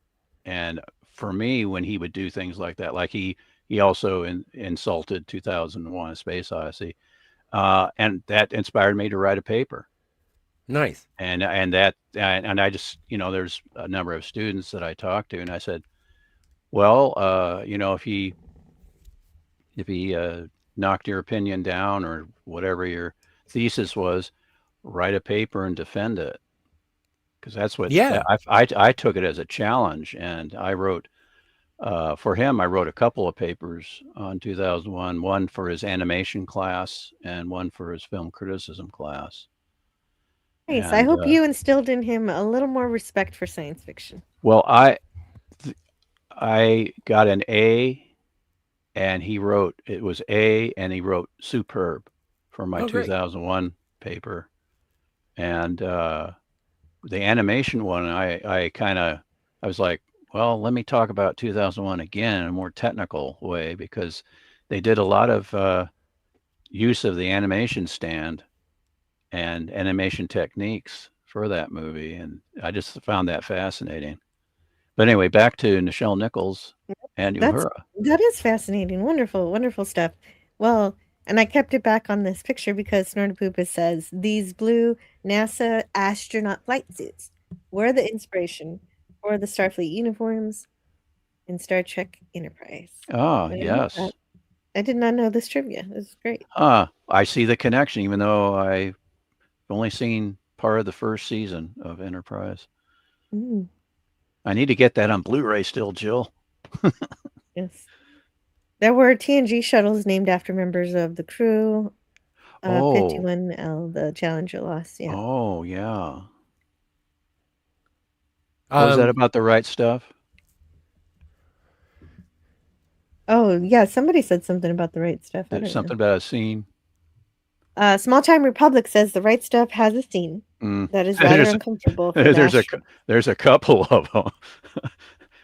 Well, there's more than, there's some embarrassing scenes, and then there's, I can think of 3 right off the top of my head. But I think it really humanizes the Apollo 11 astronauts, the entire space program in the space race. I think it's fantastic. And I do appreciate that sort of honesty and behind the curtain.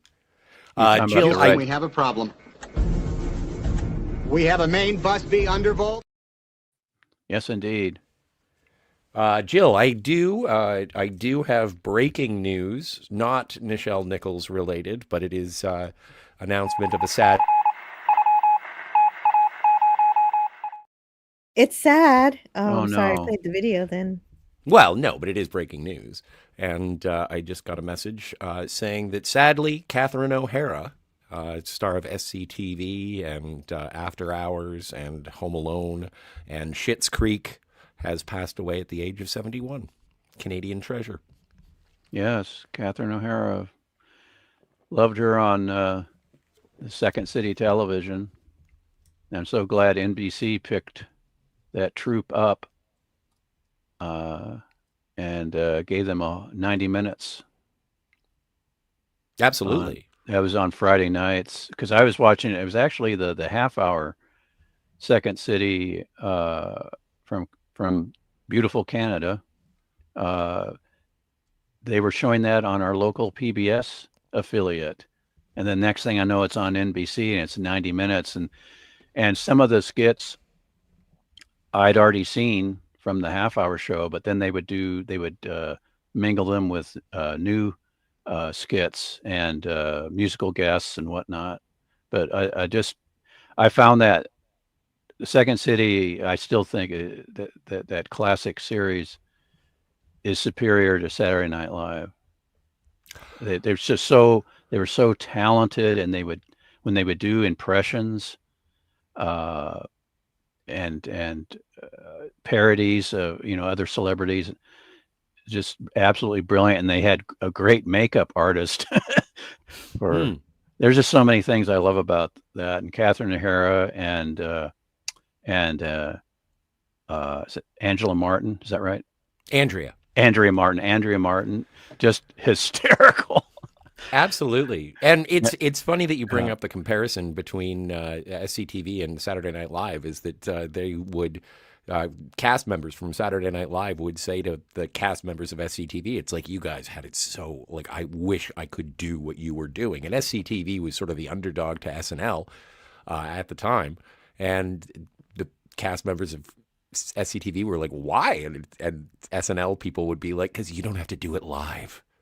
Yeah. So you have time to craft your skits. Yeah. And yeah, I would say I was I'm taken aback by your statement that you think that SCTV is superior. But when I do look at SCTV versus Saturday Night Live, the quality is consistent on SCTV, whereas there's always peaks and valleys when it comes to SNL. Yeah, and I apologize for missing Beetlejuice in my Catherine O'Hara sort of remembering. Beetlejuice is where I know her from, and she was also in the recent sequel, Beetlejuice. Yes. There was go ahead, Scotty. Oh no, please. There was a David Letterman on his original NBC show had celebrities come on and do films and of their own, and Catherine O'Hara and Andrea Martin did one on PMS. And it was just Catherine O'Hara was okay, we'll just say Stacy crossing guard on a good day, and she's like helping the kids go across, and then Stacy on a bad day, and of course it's because of what, and she's there's cars that are honking because they're impatient, and then she slams her fists on the hood of the car, and she goes, all right, out of the car. They just did this hilarious spoof on that was their film. And then Michael Keaton did one where he was in monks at an abbey trying to get away from it all. But I just remember Catherine O'Hara and Andrea Martin. What a team, what a duo.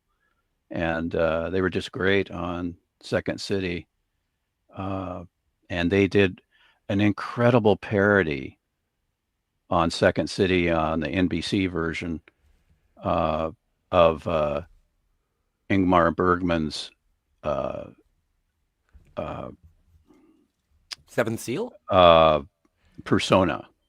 Oh, And they did, yeah, it was because that's just two female characters. It was Liv Ullmann and BB Anderson, I think. Yeah, Liv Ullmann and BB Anderson, and Catherine O'Hara and Andrea Martin were that. And it was, I had seen that in film class just like the year before.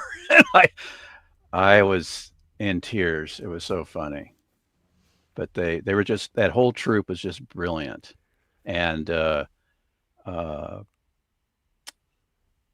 see, well, and I know it may be maybe a bit much, but I recently, because they did have the documentary about John Candy called "I Like Me," and so thinking about John Candy and going back and seeing Catherine O'Hara's eulogy at his funeral is really quite touching. She was a talent, and she was thoughtful, and she brought a lot of joy. And so, yeah, sort of to put a, not to put too fine a point on it, it's these people, Nichelle Nichols, Catherine O'Hara, have given us so much in terms of their talent to the world, and I'm grateful for everything that they were brave and bold enough to let us in to see. And so, indeed. Yes. Yes, Absolutely. indeed. Thank you, Scotty, for Yeah. that.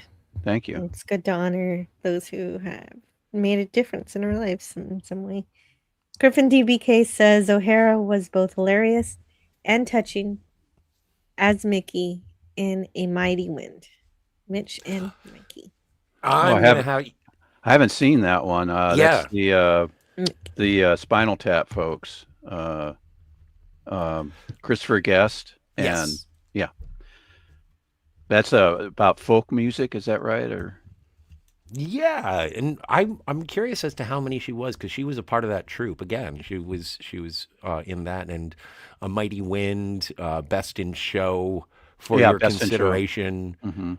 and they did have a bunch. Yeah. And you know, your mileage may vary. I enjoyed the ones that I saw, and it's very like the contribution to comedy and improvisational comedy, which she excelled at. Oh my Everyone who was goodness. in those movies excelled. Yeah. Just brilliant people, brilliant talents, and boy, that's sad. But oh, all of our all of our heroes are aging out.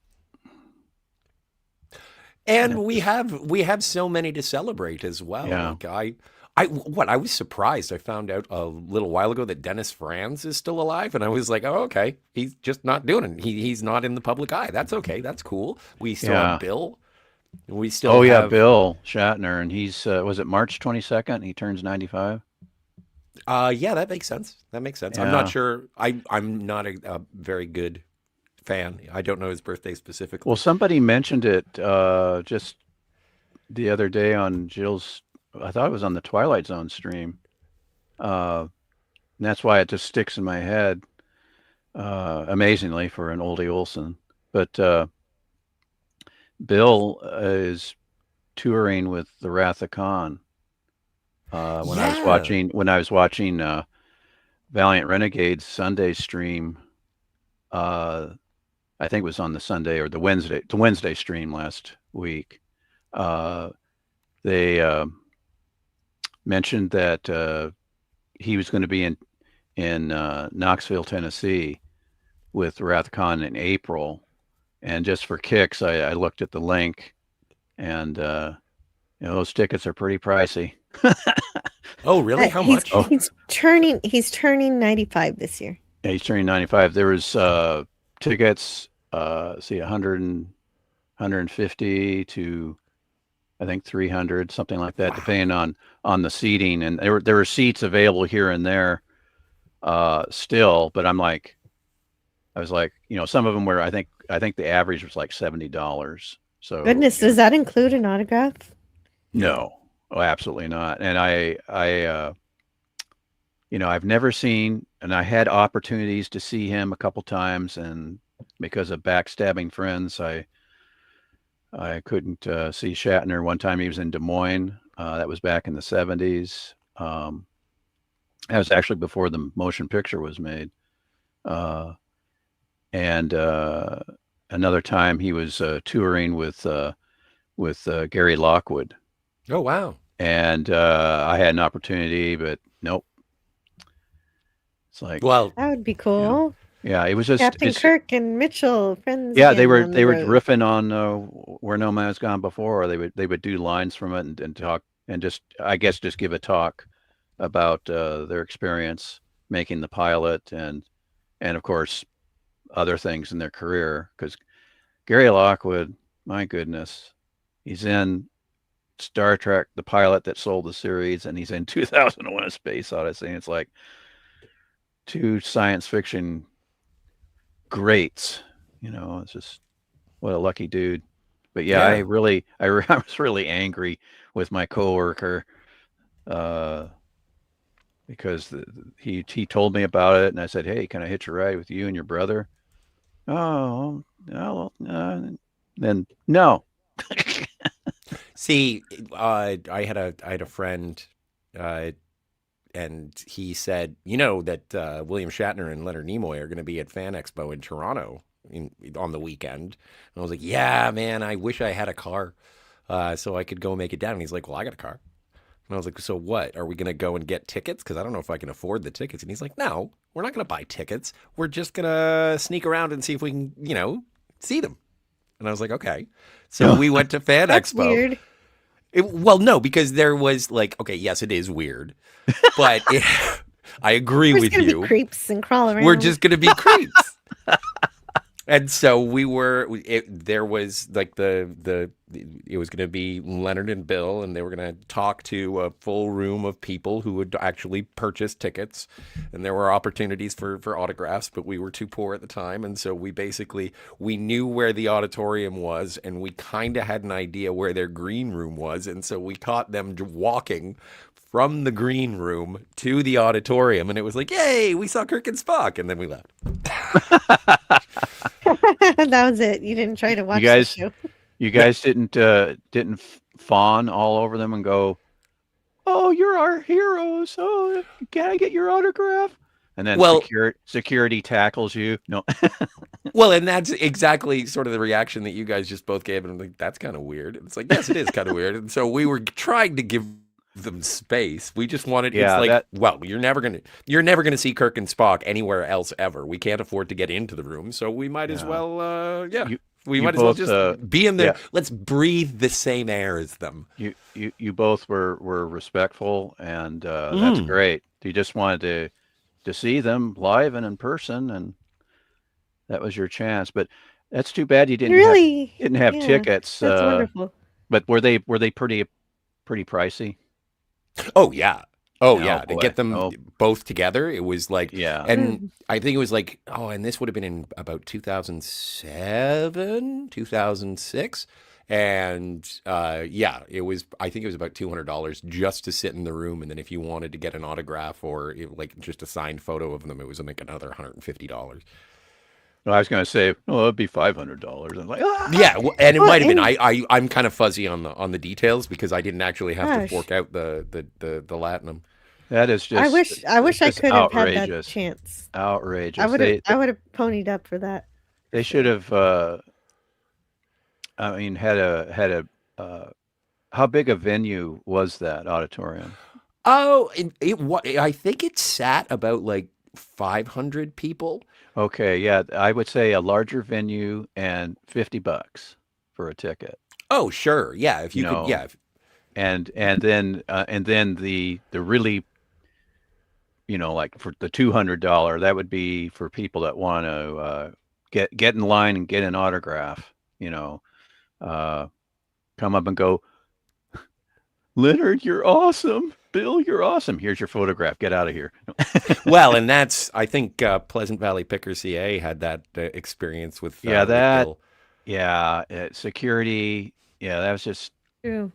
It's just. I've heard that story. Yeah. If But it were Well, me, and now that I think about it, though, at the 50th, mm-hmm. Nichelle Nichols was The the person 60th. no, I mean, I was at the 50th Oh, convention, the excuse 50th me. Star Trek convention in Las Vegas.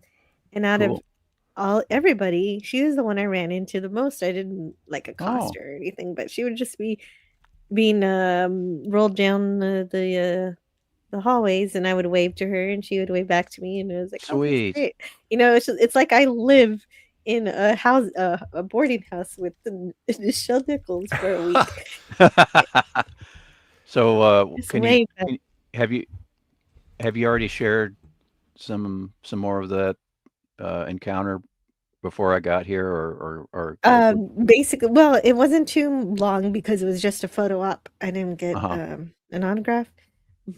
And Yeah. basically, Nichelle Nichols loved my son, who was 3 years old at the Oh, time, sweet.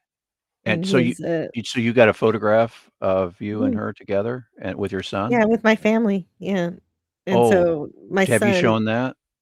yeah, Or but here, I'll show it again just for you. oh, okay. Excellent. And let's make that larger here. And I for my husband doesn't want to be on the internet, so I had to Okay. Oh, and scrub he's him out. wearing a command shirt. Oh my goodness, that's the one I have. I couldn't get him to. He didn't want a costume, so I gave him the No, shirt. I understand that. I think that's yeah, that's the same kind of shirt that I got. I got that from it wasn't a Star Trek site. It was trying to think. I can't remember what it was. Where I bought some T-shirts before online, but they had those on sale, and I was able to snag one. Well, and Um, Scotty has a good. I know he stepped away, but he has a good complaint about this shirt. He'd want one if only the collar were black. oh yeah, I understand. And of course, That would look good. your outfit is spectacular because that's the real Thanks. deal with the black collar or tunic. Yeah, I got it Uh, from Etsy. I think, but I had a tailor do the little stripes. I don't know if those are the best way to do those, but oh, it's yeah. okay. That's all right. And And I then feel like I made myself commander. I should have just done lieutenant. I think I'm just a that's lieutenant okay. now, but And then it took me a while. your son is in a science uniform, which is cool. Yes, but I was wrong. Over the course of the convention, I realized he was Captain Allen, and so I dressed him incorrectly. He should have had a captain's uniform, but I didn't Oh, know any better. oh, well, that's okay. Your His husband's the personality. captain. That's true. Well, that No, that but is great. I'm glad when we you were go, able, me and too. that's where your avatar is from. Exactly. One of your avatars. Yeah, This is where my avatar comes from. that's This is excellent.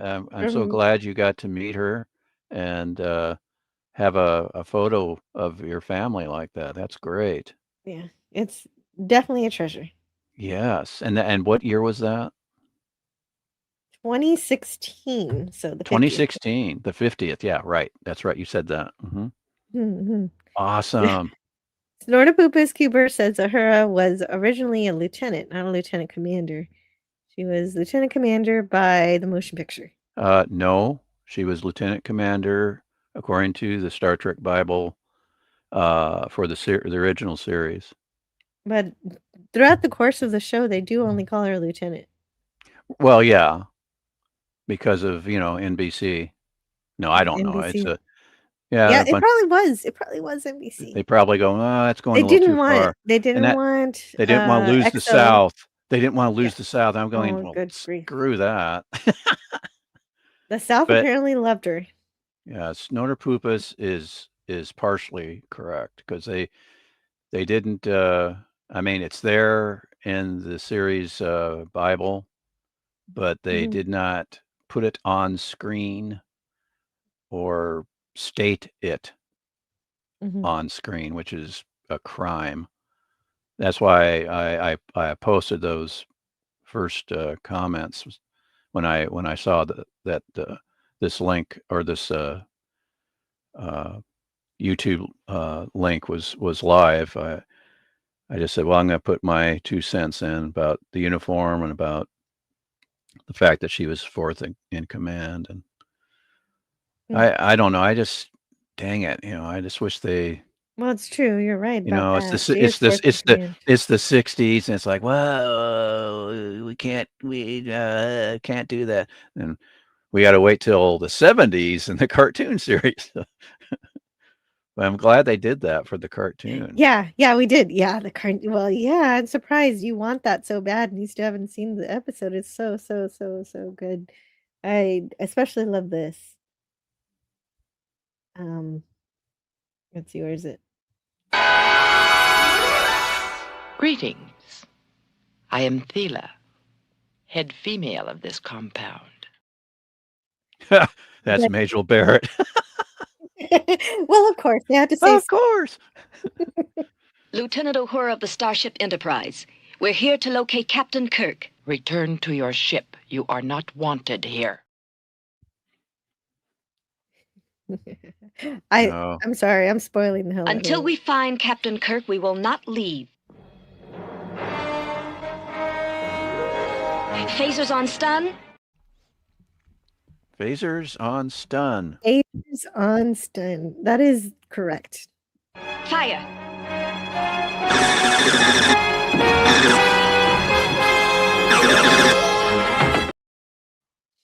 Ooh, it's a gold phaser. Yeah. Gold beam, I should say. Well, that. Search the temple. Parties of 2. Oh my So good, goodness. so good, It so is good. spoiled beyond belief. No. I know. No, there's still some good stuff. There's still some good No, stuff in the episode because Ah.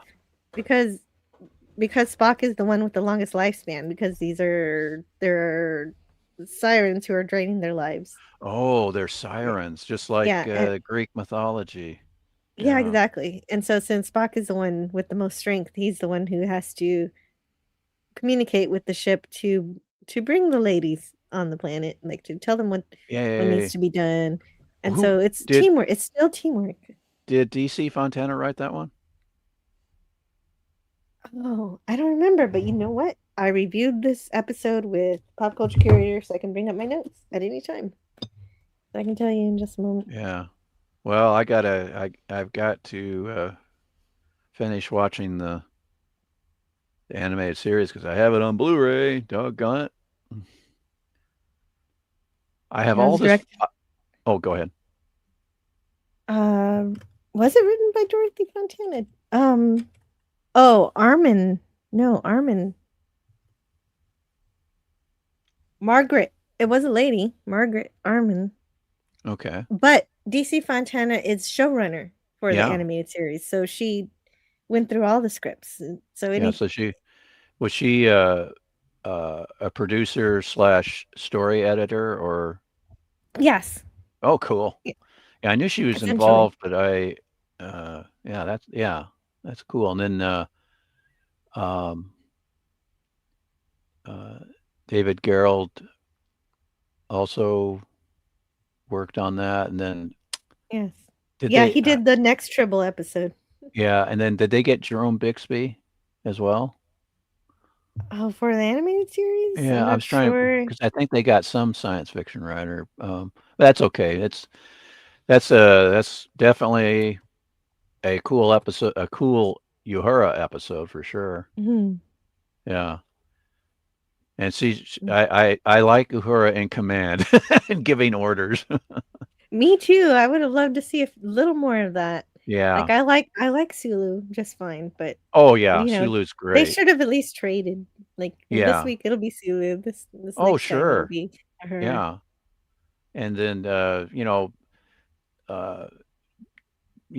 pairing Sulu and Chekhov, it's basically they're a comedy duo. I mean, they're just, and some of their witty asides just in the original series are a lot of fun. But Sure. having more episodes with just those two, for the most part, on a planet on some mission and something goes awry, but it's not too crazy. But I don't know. It's not crazy at all. And even though No, all I men are mean the situation Oh, they're you don't in mean- isn't they're not freezing to death or No, They're just aging 10 years every day. No. Instruct female engineer to divert ship's energy into deflector shields. Oh my goodness, poor Spock. Don't worry, the magic transporter is going to fix them later. Yay. I like magic. Yeah. It's one of the conceits of Star Trek. You get when you have science fiction, you get to have at least a couple of magic spells for Star Trek. So, is it it's warp Criffing, drive and transporters. And Criffing replicators. DBK? Is that how you say it? Yeah. Let's read his chat. Yeah, Can you speaking of please the read it? 88 on, I got to see the entire original series cast except for Leonard Nimoy, albeit in different sessions. Have a funny story about Nichols' response to something Shatner had said the night before. Well, we got to hear that. Get on the panel. No. Well, yeah, he could.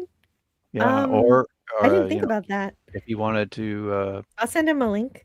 We still have an hour before I shut this down. Oh. And so if Crippen wants to come share a story, yeah, I will send him a link if he's still around. Yeah, I just that goes for anybody in the chat. If you want to Yeah. on and talk about Nichelle or share anything at all, let me know and I'll send you a link if you don't have one already. Yeah, I only got to see as far as the original cast, James Doohan, Iowa State University, because of my advisor, George Wilson, Professor George Wilson. I was in telecommunicative arts, and I took a radio class that he taught, which was a lot of fun. And then before I was in college, when I was still in high school, I got to see Gene Roddenberry at Veterans Auditorium in Des Moines, Iowa. It was an evening with Gene Roddenberry where he showed his touring black and white print of The Cage and the 2 blooper reels. That's right. Yes. That's why when we were reviewing The Cage yesterday, they had a copy that was mostly black and white and only some bits were colored, and those were the bits, I guess, that were in the menagerie. Yeah, that was the later home video version where they did that, and I never bought that version, but my friend from our hometown and fellow Trekker, he did. And he brought down, he visited when I was in grad school, and we watched that. And it was interesting because you had the pristine stuff from the menagerie, then all of a sudden it would go to this kind of faded black and white with the really scratchy soundtrack. Yeah, that's why the remaster is so nice. Oh yeah, they really cleaned it up, and I knew they had the footage somewhere. I just said no, they'll release it, and that's the one I got was the VHS copy of the full color version of The Cage. But at least that first broadcast of it had, well, and I guess it was just the home video release that had Gene Roddenberry speaking before and after, or yes. did that happen? Yes, did that was happen on the broadcast. That was I think you're right. I think it was broadcast that way as well as home video, because I think I remember seeing it. Boy, that's a good question. I'm going to have to ask my friend, because I may have seen it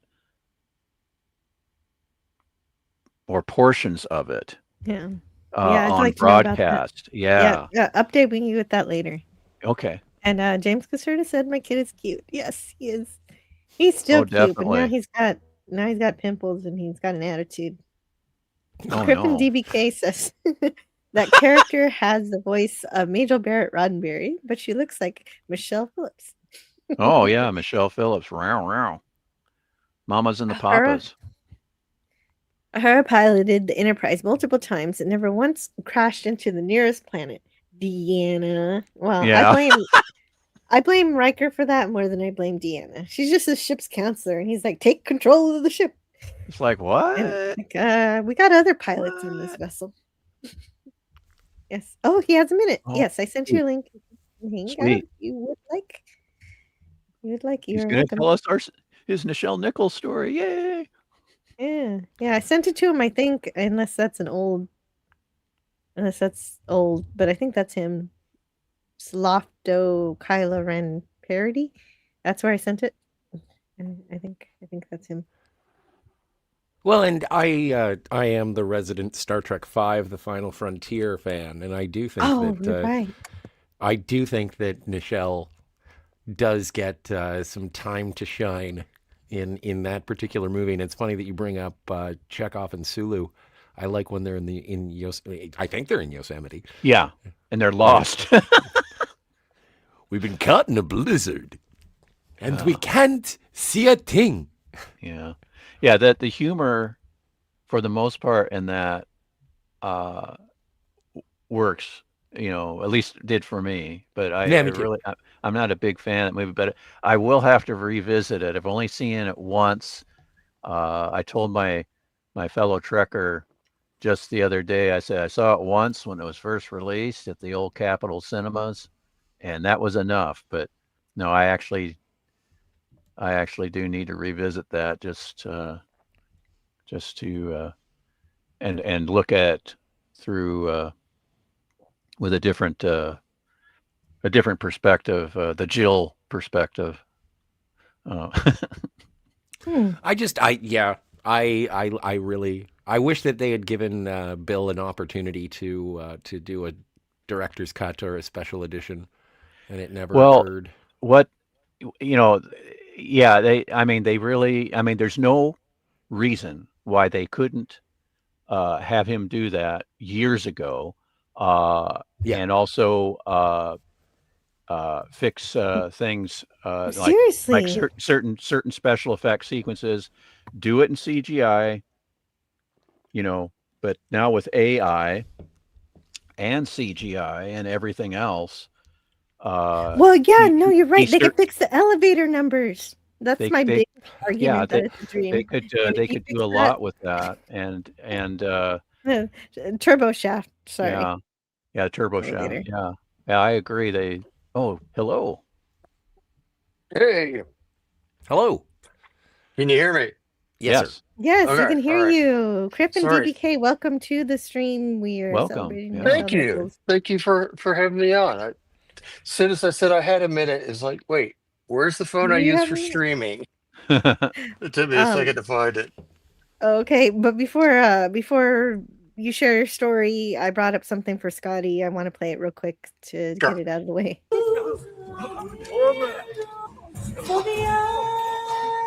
Oh, that's perfect.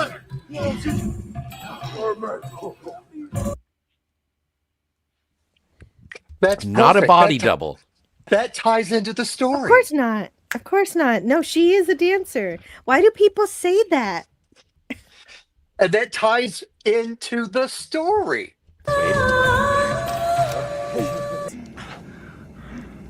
I've always wanted to play to a captive audience. Yeah, that I do remember. Funny. Okay, can you hear me? Yes. Yes, Okay, we can hear you. that- I'm sorry. I just wanted to play the clip. No, that's I'll have to perfect, cut because it that's out what later. That's what the story's about.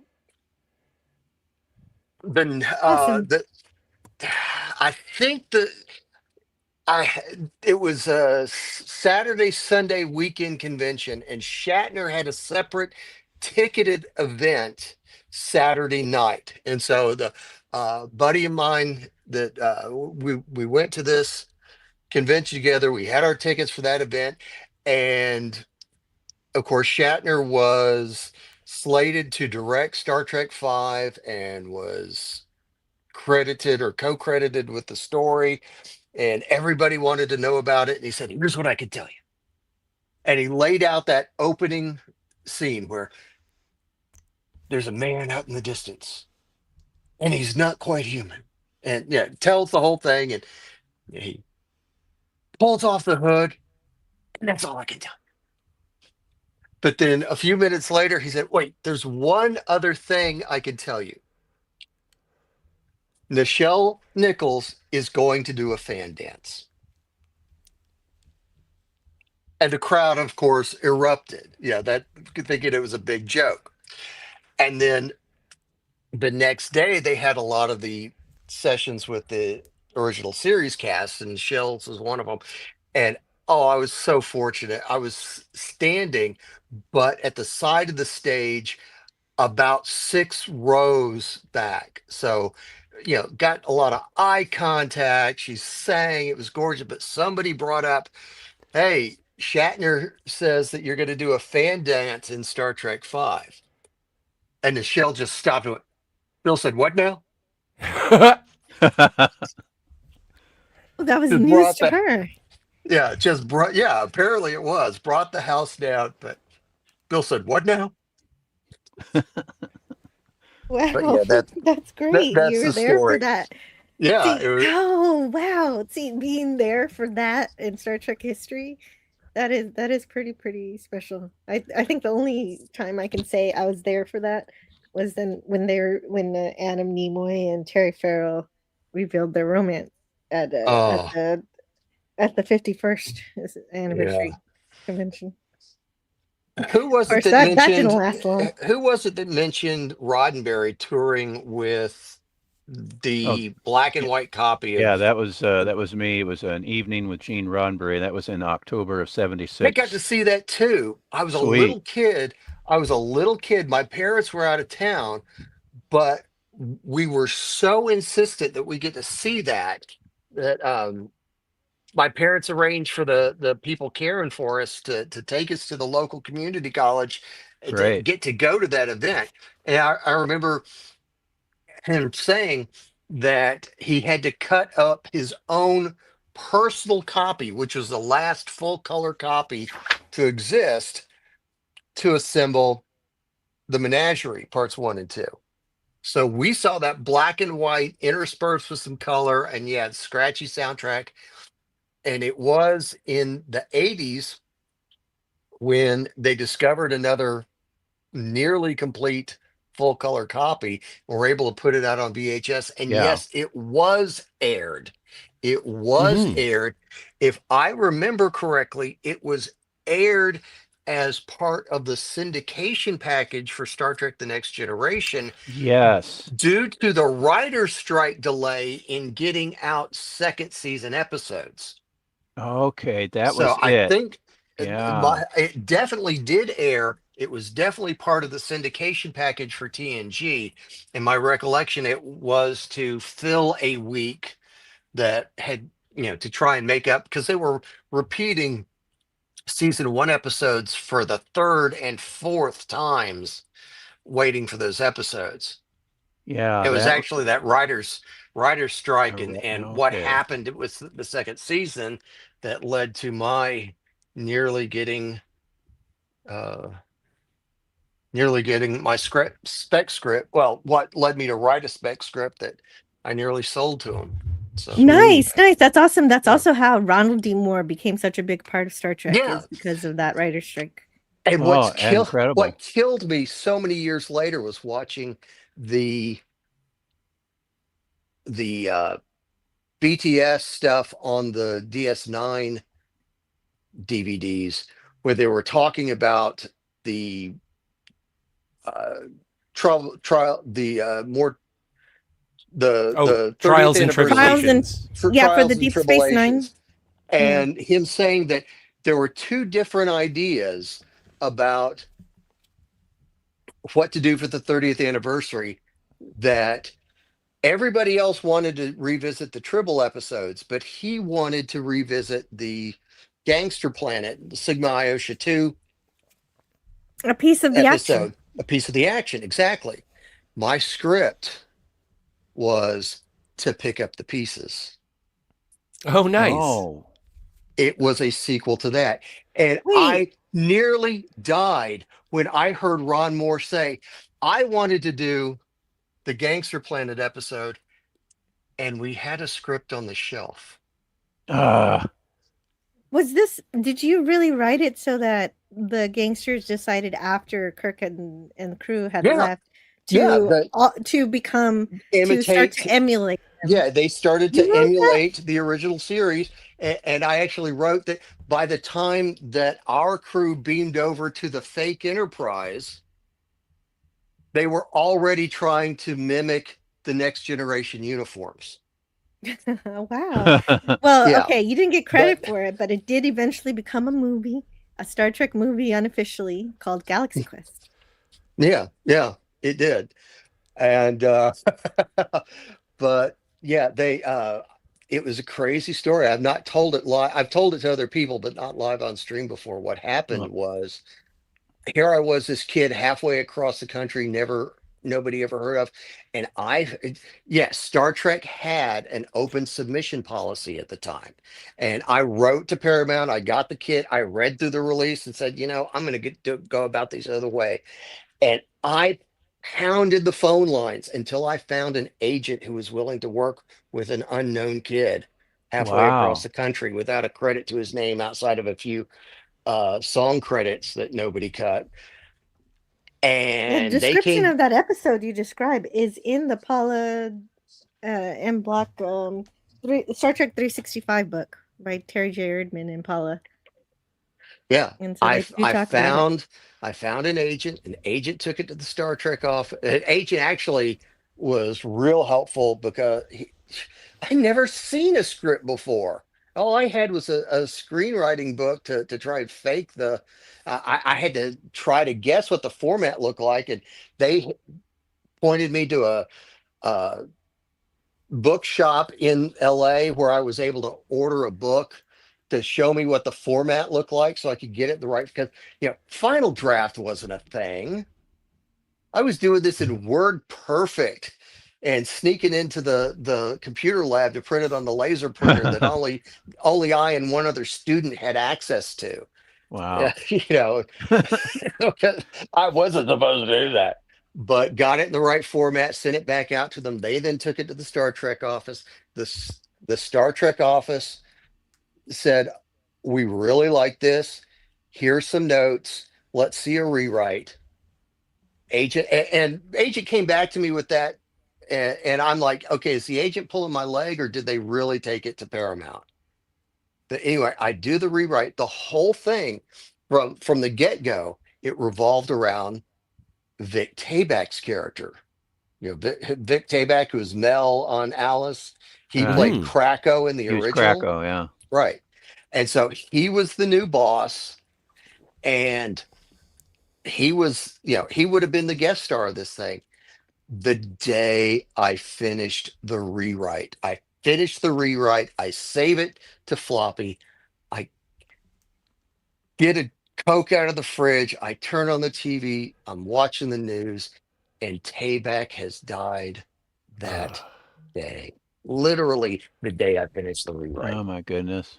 And at the age I was, I was like devastated. And they said, "Well, can you rewrite it for somebody else?" I said, "It wouldn't have the same impact." If IMDb had been a thing, and I had known that not only was, and I can't think of his name right now, but the actor who played, um, I'm Bella. drawing, but yeah, Bella Oxmix, um, Caruso, and I can't think of his first name, last name. If I'd known that he was not only still alive but still working, I would have I would have rewritten the script just by changing the names, and might have had a different story, but this wasn't meant to be.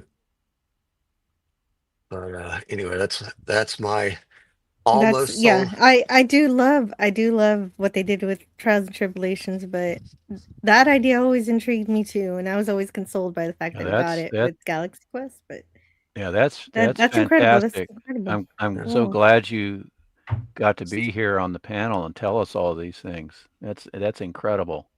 Thank Well, you. I've told Mhm. a bunch of people behind the scenes, but I've never been at the point that it's like, okay, if my cover is DBK gets blown, it's no big deal now. So I can tell this story publicly now. Um, but yeah, and it all came about because of the writer's strike. Yeah. My dad and I were sitting around. I was back home from college for a couple of weeks, and we were watching, and one of these awful season two. It was I think it was actually a repeat of the season two opener, The Child. And it was just so odd because a lot of those scripts were Star Trek Phase 2 scripts where they just literally scratched out the names and wrote the names of the TNG Yeah, the child characters is in their not place. good.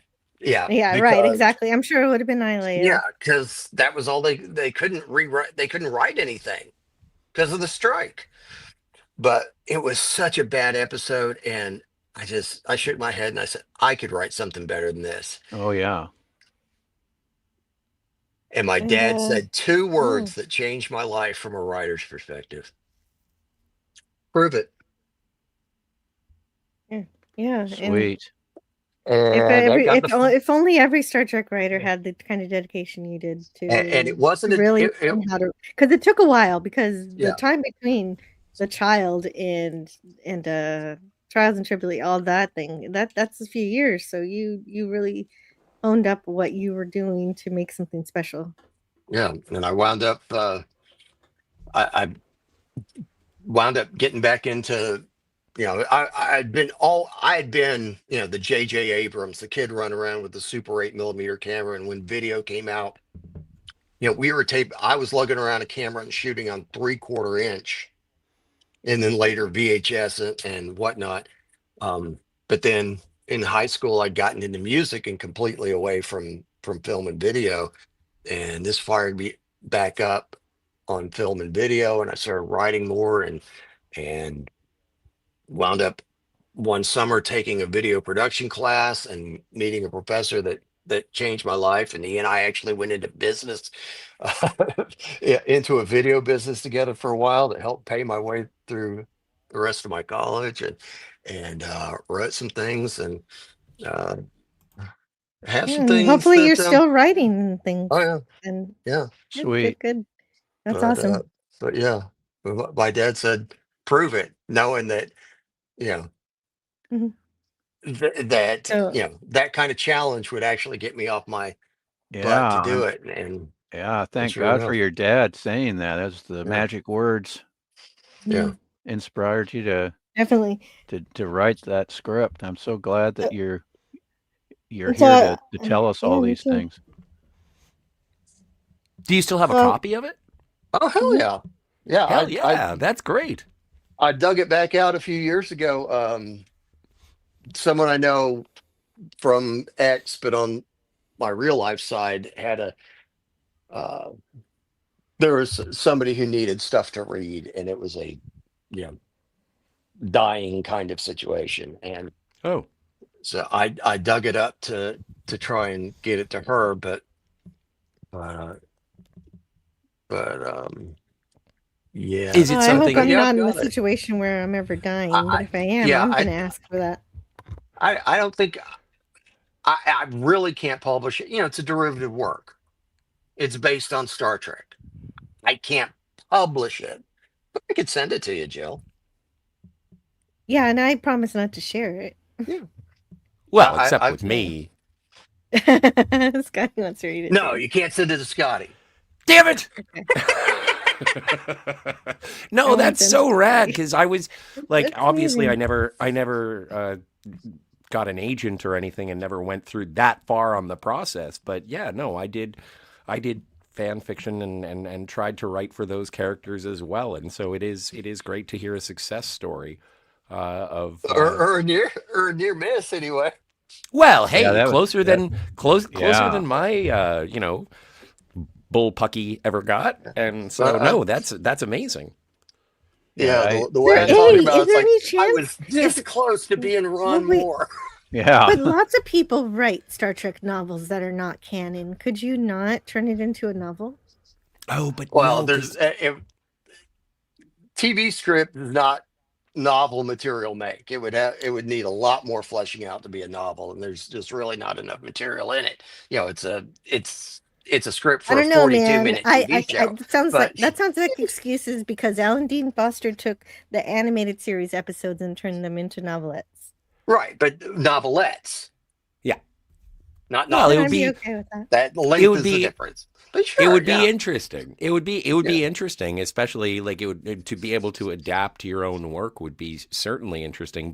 oh yeah, Uh, from what I understand, because I know that Robert Meyer Burnett covered this a couple of years ago, is that they had brought the sort of beta canon to a close once Discovery was about 2 seasons in, and so they stopped with everything moving forward with the sort of, for lack of a better term, the 735 continuity, and they because nothing was jiving, and so they did bring it to a close, sadly. But there's still, again, like I remember the best of Star Trek. They used to have those compendiums of people writing short stories, and those were fantastic.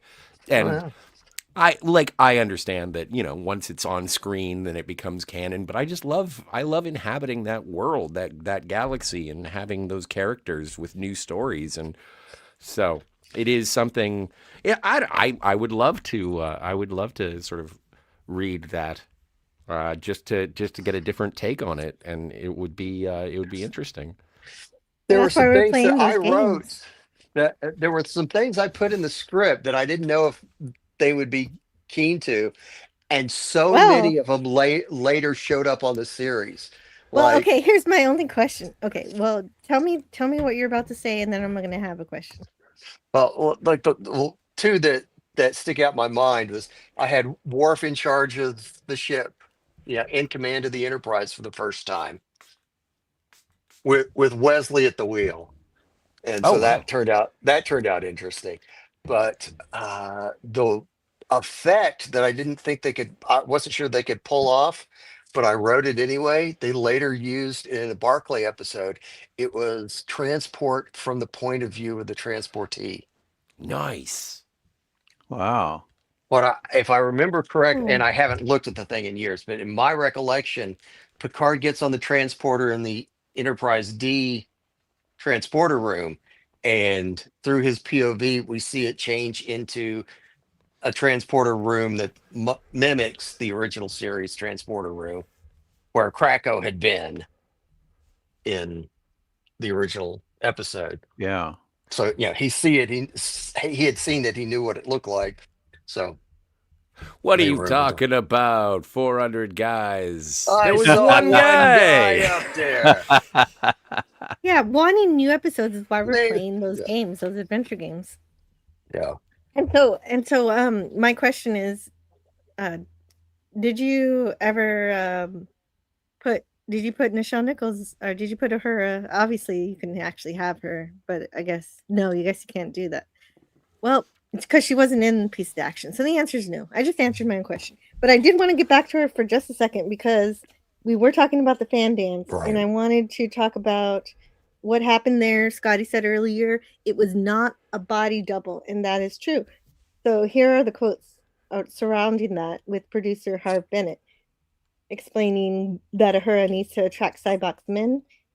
I really want this I want this to look really nude. So we don't mind if you want a body double to actually do the dance.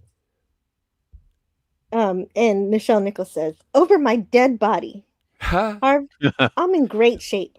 I'd rather not be totally nude though, so let's use a G-string." Okay. Now the other thing is that Uhura will be singing sort of a siren song. We're not sure what it will be yet. But at last, the world is going to hear that beautiful voice of yours. And she says, "I have the perfect song, and if you like it, it's yours." For the past year or so, oh yeah, she'd been performing a one-woman show called Mhm. Reflections. Oh, I've never seen that. Which portrayed a series of great black women performers, among them dancer Catherine Dunham. This sounds like a really interesting show.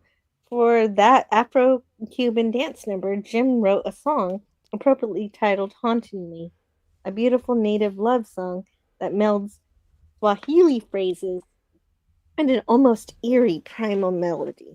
Sweet. And Nice. yeah, wow. Okay, so that's Wooing where that song music. comes Yeah. from. Well, We, we finally hear that voice again because we Yes. heard it in the original series. you're right. And You're one right. of the highlights of that con that will stay with me till the day I die was being that close to the stage while when she sang Beyond Antares a cappella perfectly. Yeah. It's amazing. I loved any time she could get in the rec room and sing. In the Yeah, that's original great. series. That's great that you had that opportunity. Yeah. Yeah, to see it in 3D. Incredible. Yeah. Up close and live as live gets. It was truly a blessing. That's great.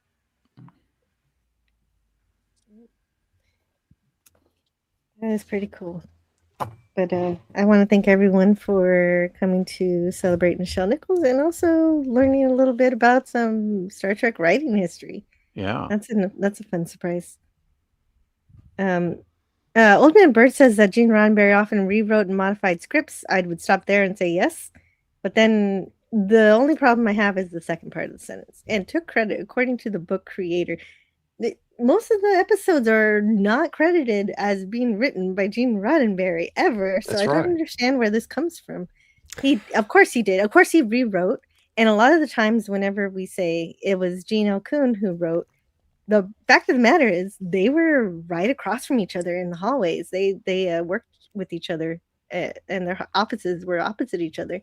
And this is in Nichelle Nichols' autobiography. She would often hang out with them after filming, and they would talk about the next episodes they're going to write. And so they worked together for Star Trek. Well, but there is the I don't know what you mean. infamous tale. The infamous tale about. Oh, are you going to talk about the theme song? Theme song, Yeah. right? Yeah. Yeah, And so for that's- anybody who doesn't know, but I think that everybody does, is that Alexander Courage wrote the theme and then Gene Roddenberry added lyrics that were never intended to be sung or performed, but because he would be able to get a co-writing. Half the mechanicals, yeah. Yeah. And so he would get some money. And while it may sound cynical, and this is, again, I'm going to try and keep my my Entertainment Tonight TMZ gossip to a minimum. That is, it's show business. And so if you're not making money off of it, then, you do want to. You want to make the money. And Gene Roddenberry was a shrewd businessman. Hence IDIC. The IDIC badge from the third season was a marketing ploy. You look at all these recording artists who are credited for co-writing their songs, and you have to understand a lot of them, all they did was change a word or two and say, okay, you need to give me a co-writing credit or I'm not going to cut this song. That's just the way the business works. Well, and okay, but in this case, though, this is Star Trek, and we would not have it if not for the passion of Gene Roddenberry. And yes, he brought people together to make it. It was not a solitary effort. It was, of course, we have D.C. Fontana, Gene L. Coon, and John Meredith Lucas, and Bob Robert Justman, and Herb Solo, David. Yes, and this Matt may Jeffries. be apocryphal. Oh yeah, Matt Jeffries. My recollection of what Roddenberry. I think Gene deserves writing credit when he wants it.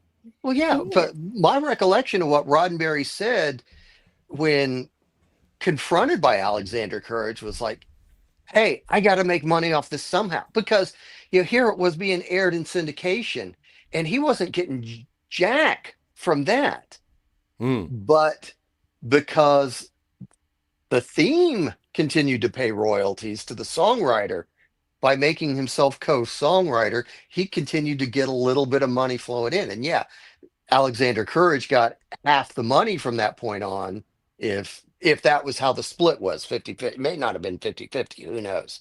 I hope it was. Yeah, it was. It should have been 75-25.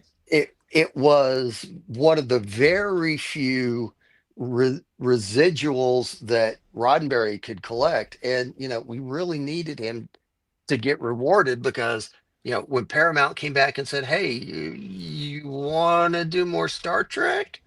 He was like, "No, I'm never doing a network show again." So he would have. Who knows? He might not have even been around in the business anymore if he didn't have a little bit of money coming in. So it's somewhat similar to what your dad said in regards to you can write something better than that. Prove it. And that was sort of the dare that was presented to Gene Roddenberry when Star Trek The Next Generation was being offered. It was like, you're never going to match the success of Star Trek. And he was like, oh, really? And then the next generation began development. Absolutely. After Well, they and assured him speaking, that it was going to be syndication, he wouldn't have to fight network censors Yes. anymore. Yeah. yeah, Max Redstone is here. Write a true. word, Well, get a third. That's hi, about, you Max. don't know how true that is, really. Good to see you, Max. So, but also she wrote a novel. I kind of want to read it. It's called Saturn's Child. I haven't read it. Has anybody read it? No, Oh no. but I'm writing it down. Huh. What When? when was that published? Oh, I'm not sure. Saturn's Child, you say? After, sorry, after Gesundheit. 1994. That's all I know for sure. Because she says Okay. as of the writing of this autobiography, she was still writing it. It will be published in Putnam's in the near future. Well, and that was sort of like the 90s was that was the heyday for Star Trek. Like if you were around in the 90s, in the mid 90s, that's when it was finally okay to be a Star Trek fan. You weren't in the back rooms being called nerd or hazed or anything like that. And so you did have Shatner doing Tech War and Man o' War. I think he was on an episode of Fresh Prince of Bel-Air promoting his book. And then you had I think everybody from the original cast wrote an autobiography, and some of them branched out into fiction. Obviously, Walter Koenig was a prolific writer, going as far back as the animated series, but and then obviously he was on Babylon 5 as Bester. And so there were so many opportunities for a resurgence or maybe an explosion of the fandom in that time. The Saturn's Child book, October 1995, according to Nice. Amazon. But there are no featured offers available. Let's see about the mass market paperback. Oh, nice. Thank you for looking into that. Let's see. You can buy it used for $6.73 from Thrift Books in Baltimore from the Amazon Marketplace. Okay. Well, I'll do a set tour of both The Wire, and then I'll stop by. Well, and Fresh Prince. I watched that when I was a kid, and I was a fan of it. And Nichelle Nichols does show up at one point. Really? Cool. Or maybe not. Or maybe they just reference her. I forget. Maybe it's just a reference. There are offers on the eBay, but Tuvok too. definitely shows up. Oh, okay. How much do they want for the hardcover Saturn's Child? On eBay, I see a listing for $4.98 and one for $6.91. Huh. And you got to be careful because there's also a book called Saturn's Children. There's Child of Saturn. There are similar titles. Yeah. Look for the one that has Nichelle Nichols' name on it. Radio. Yeah. Okay, she wasn't there, but it was just a reference. But I have a list of every time that Fresh Prince mentions Star Trek, and it's a lot. I was gonna make a video one time, but I just haven't gotten around to that one. It is kind of funny. Yeah, I never watched I want to the read show, the book. but that's kind of cool. It was just like a kid's show for me, and I enjoyed it a lot. There's so much in this book. If you haven't read Beyond, I wish she wrote more. I was excited to hear when she was like, "Oh, I'm writing now, and I think this is what I'm gonna do." But then we didn't get any more after that first novel. But this was a great. Oh, I'm sorry. Go ahead first. Well, I was just gonna say, like, it for performers, I don't know, going from standing in front of people and having that sort of collaboration, from what I understand in terms of writing, it's a solitary endeavor. And so I'm curious if she went through it to prove that she could, and then found that maybe more collaboration was more of her, excited her more. It's I'm just speculating. Well, her first love is music, and so she was probably doing lots of all of that kind of thing, music, singing, and more of that. Because of course, now she's also involved with NASA for the rest of her life, and that's the thing.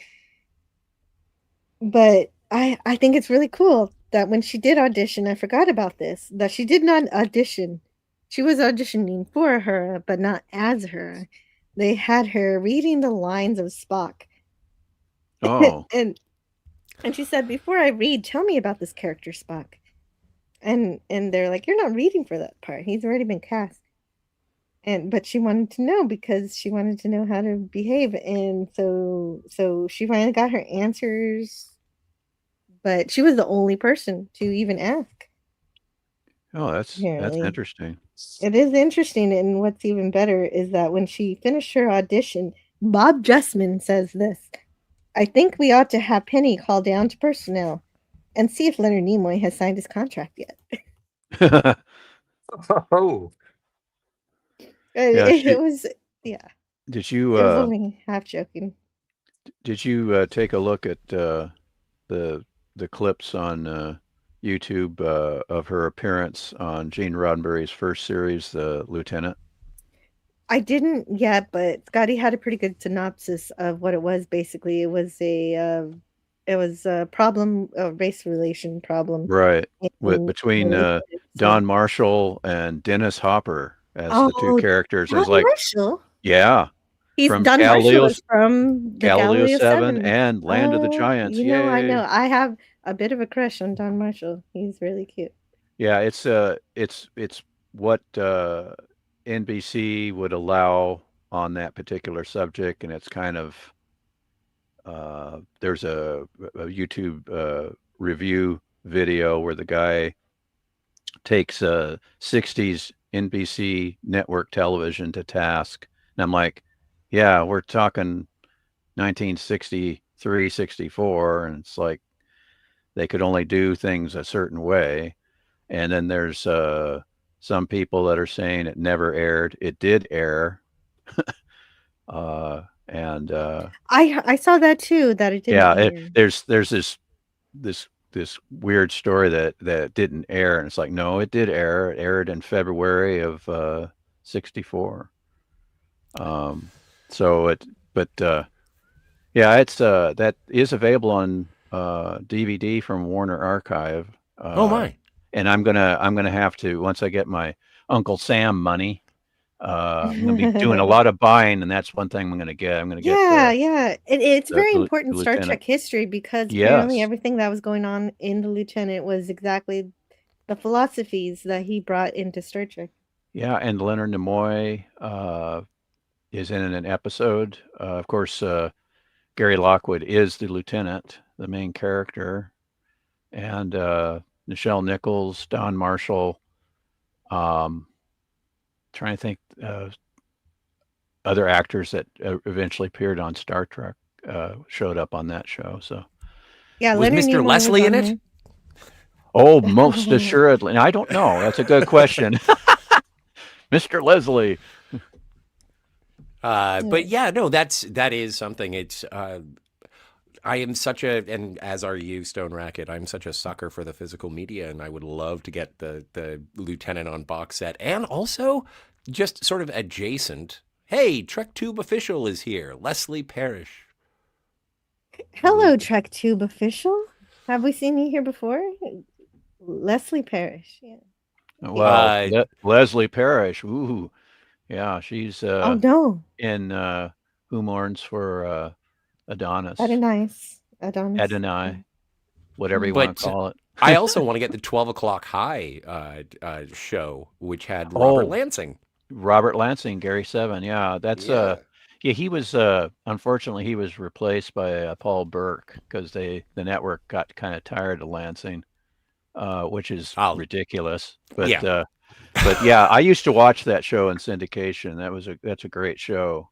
And it is available on YouTube. You can watch the entire series on YouTube, but like I said, I am such a physical media. That's what I want because I don't want it ever to be taken away. You got it. Yeah, I agree totally. Hey, Herc. Mm-hmm. Oh, Herc 130 is here. Hi, Herc 130. Hello, panel and chat. And Franco says no ice cream tonight. Aw, why not? No, but that one review, that one review video I was talking about on the lieutenant episode, he says Nichelle Nichols is the best thing about the episode. Uh, so it's Mm, definitely a highlight for her nice. appearance, and it's her first acting gig, It really and is. Yeah, and no, and it's and when like, she shows up in other places, she's when she great. w when she was in that movie, I forget the first movie she was in, but Uh that's huh. when she learned about what a key light is in terms of not standing in another actor's shadow, and the whole reason why that became such a drama was because they thought she was so great, they didn't realize she was new to acting on film. Cool. Mhm. Nice. And what is this? Oh, this is a great one. Okay, so William Shatner, apparently there was a problem. I don't even know what episode this happened in, but she got into a car accident. Has anyone heard about her getting into a car accident? Because then That she went on that set does and ring a bell. Yeah. Yeah, didn't she break her leg or something? No, I don't know what no, she no, isn't she didn't it break a doesn't leg. she Oh, collapse okay. and Shatner kind of comes to Exactly, the rest. exactly. Yeah, And that that's exactly what happens. So she does get into a car accident and she does end up bleeding, but somehow she puts herself together and somebody offers their bathroom for her to get together and call and say, "Oh, she calls for a car to come get her." And of course she needs medical attention and the doctor knows what's going on. He knows she's an actor and she needs to go work. And he says, "You're not going to lose your job and you're not going to lose a day of work if you do everything I tell you. I've got some wonderful magic that's going to have you up and around in no time. It's still illegal in this country, but I'm going to give it to you anyway because it will reduce the swelling so you can't even tell." And so apparently it was something that will allow you to function for about 8 hours, but no more. I've given you a little more than the standard dose. So you're going to feel a little woozy, and I'm giving you something that will counteract that to make you alert enough to handle the job. Take these pills at times I've specified, but by all means, make sure you're home and in bed by 6 o'clock. This stuff is magic, but it's going to wear off, and when it does, you cannot have any more. Sort of like Cinderella at the stroke of midnight. yeah. Except you're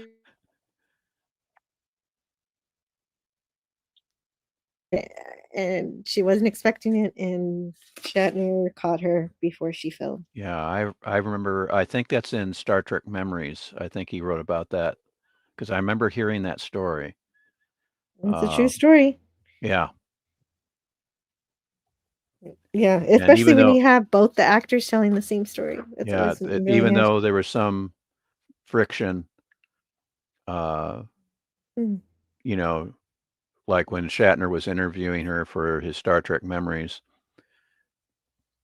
and uh, and she kind of off the record. I mean, when he shut off the recorder, she kind of had some issues with him stepping on her lines, taking some lines away from her mm. character I'm sure on the everybody original in Star series. Trek had Yeah, that problem. everybody. And but even though there was a little bit of friction like that that she recounted when it came to a TV Guide article about which captain would you choose to save the Earth, Captain Picard or Captain Kirk? And of course, Nichelle Nichols is like Kirk, no question. Yeah, yeah, no, that's the magic of Nichelle Nichols. She can tell, "Hey, I'm not gonna forgive you for this, but overall, you're a good person." And right here, she even says, "Bill Shatner was my hero." Yeah. So that is her. Those are her real feelings. I don't know how she does it, but she's an incredible lady. Oh yeah, definitely. And I hope you guys have enjoyed this discussion of that. We'll be shutting down in less than 20 minutes. Yeah, this has And been wonderful. mm, I had an appointment. That's why I was over an hour late to the stream. delayed. You were But yeah, delayed like I was Gandalf. delayed. But I meant to be here at 11, but forgot about an appointment. So, but it's been great. I'm It really is. glad that you did this live stream, and I'm glad that DBK here was able to get on board and tell us his stories and about writing a script as well, which is incredible. I only had a brief outline of a script when Voyager was on, and I had the Voyager crew encountering the Gorns. Mm. And it was basically, I called it Legends. And, well, they ran into the Ferengi. Why not the Gorn? Yeah, and it was just it was a situation with the dilithium crystals and a planet, and they encounter the Gorns, and there's some friction there on the planet. But once things settle down, they find out that the captain that Kirk fought in the arena episode is an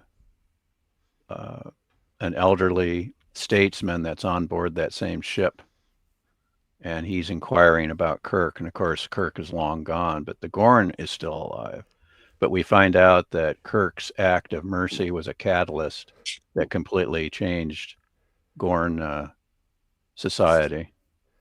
Interesting. I love that idea. That's lovely to show that the Gorn, they are intelligent beings, Yeah. and encountering other species could Mhm. change their way of thinking. Yeah, it was They're just not basically xenomorphs. they are Right. became less militaristic, and that was my idea, and that's my one idea that I had. But I didn't get as far as DBK here. No, Definitely. well, I haven't even tried that's myself. incredible that you kept going after, tried to find an agent, and I'm so glad you did. That's I wonderful. I learned through that process that writing it is by far the easiest part of the process. Having the idea is kind of difficult. You know, coming up with an outline, coming up with a story idea that works. You know, that's pretty challenging. Once you get the whole thing down on paper, then getting that to the people that can read it and make a decision, and that's the challenge. Yeah. And then anything can, well, you know, this is totally outside of science fiction, but yeah, I've talked about my friend Adam Rifkin, who directed Detroit Rock City. He wrote Small Soldiers. He wrote one of the first drafts of the Underdog feature. Yeah, he's made a lot of the only thing he's done for the last 30 years. The only job he's ever had is making film. But he wrote that movie, eventually called The Last Movie Star. That was the movie I want to make with Burt Reynolds. And getting it to Burt and getting, you know, he didn't know Burt. He didn't know Burt's agent, but he got it to Burt's agent, and Burt called him the next day and said, "Let's make this movie." It took them 7 years to get to the point that they could roll. Yeah, by then it was digital, but before they could shoot the first frame of the thing. The business side of the process is the thing. That's the challenge. Oh, definitely. Now that we have YouTube and everybody's got a cinema quality camera in their pocket, you know, there's more democratization of film. But when you're talking studio, the gates are still there. And If you don't want to produce it yourself, then you've got to do that footwork. I can understand that. yeah. Well, the four of us Convincing here, somebody else to spend their money. That's the thing. the four of us here need to form a production company, and we're going to put some original fan films on YouTube that are just going to blow everybody's minds, right? No. Yeah, Well, I'll meet you in Ticonderoga, and we can use the Star Trek set there. I've had my own production company for a while. No, if it's original programming, we need to not do Star Trek. Yeah, you could do Star Trek adjacent. We got to build our own. Yeah, Star Trek adjacent. Yeah. We have to build our own sets. All right. I guess we'll have my to dad's Seth next MacFarlane advice. it. When I tipped, now I've got this idea for this episode. Now I've got. My dad says, "Stop writing somebody else's story. Write your own." Exactly, and if we make our own, then we're not beholden to all the canon and everything, and we make our own history. Yep. There we go. Exactly. That's a good point. So go to my Patreon and support my Pandas versus Penguins. Hey, you need to just draw that coloring book. I want to buy it. I I keep know. telling you, it would I sell. know. It's not I really will a sell it for coloring you. book. It comes with the red crayon. See? So I want to do another story for her. There's so many great stories in this book, and one of them was George Takei asking Nichelle Nichols. Oh wait, is it George Takei? No, it's DeForest Kelly. Who does your work, your dental work, your caps? Who did them? And this was actually something she had encountered before. She was rejected by Colgate because they said your teeth were too perfect to be believable. We want some normal person's teeth, not somebody, What? not an actor who got caps. And she said, "These are my real teeth," but Yeah. they wouldn't believe her. Oh, for crying out loud. And neither did the crew of Star Trek. And so they That's just wild. don't. Yeah. DeForest That's Kelly said insulting. they She has just don't beautiful look teeth. real. She does, but too beautiful apparently. So she says, examine them for yourself, never dreaming that Leonard, Bill, and Dee would be taking turns inspecting my teeth as if I were some kind of horse. That's perfect. Yeah. Just then the makeup man happened by. Seeing that they ruined my makeup, he started screaming, "What have you done to her?" Yeah, she's got beautiful teeth, beautiful eyes, everything. Well, and an So that's inspiration. story. Yeah. She is. She's an inspiration, and she even if she was just even if she was Uhura and she stopped there, she was already an inspiration to lots of people becoming scientists and astronauts. But Yes, But I indeed. joined much late. I'm sure you told the further. story about how she almost quit Star Trek and Of Martin Luther course. King Jr. And I'm sure you told the story about Whoopi Goldberg seeing her on. No, I haven't yet. I haven't talked Oh about my Whoopi at all. Go goodness. for it. That's all I yours. I am not a big Whoopi Goldberg fan and never have been when they announced that she was going to be a, uh, recurring Guinan. on the next generation in Yeah. a bartender role. I was just like, oh no. But to their credit, they got out of her the performance they needed and didn't. Yeah. Yeah. Yeah. So I I'm with you. loved Yeah. her as Guinan. Yeah, But I I'm the remember same. seeing in the interviews where she talked about having been a Star Trek fan as a child, that she saw Star Trek as a little kid and came running into the other room where her family was saying, you know, there's this black woman on TV and she ain't no maid. Right.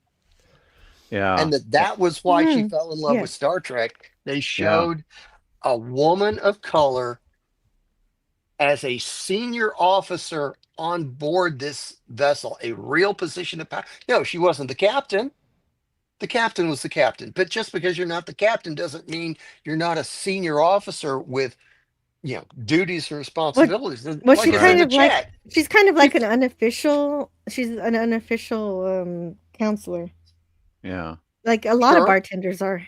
Yeah. Yeah. Uh, I I felt the exact same as you, DBK, and about Whoopi Goldberg. I mean, I did see a few of her movies, but I wasn't Yeah. a huge fan. And of course, I can't stand her politics, but I love her Right. as That was Guinan. my And when I heard that story that you just related about how Star Trek and Uhura inspired her, uh, I just went, "Oh, I'm so glad they cast her on the Next Generation." yeah. That was poetic, and And I really honestly, enjoyed her on TNG for sure. Yeah. that's when I started to see around her just broad term politics. I'm not going to get into specific issues. It was specific issues, but it was her politics. And I saw around that and saw her as a human for the first time and realized how limited my view of her had been. Identify. I was correlating her, the person, to her, the views, and realized I've been wrong. And so He's now I such can a look good at her. actor that they Yeah, made a I whole can. set for her.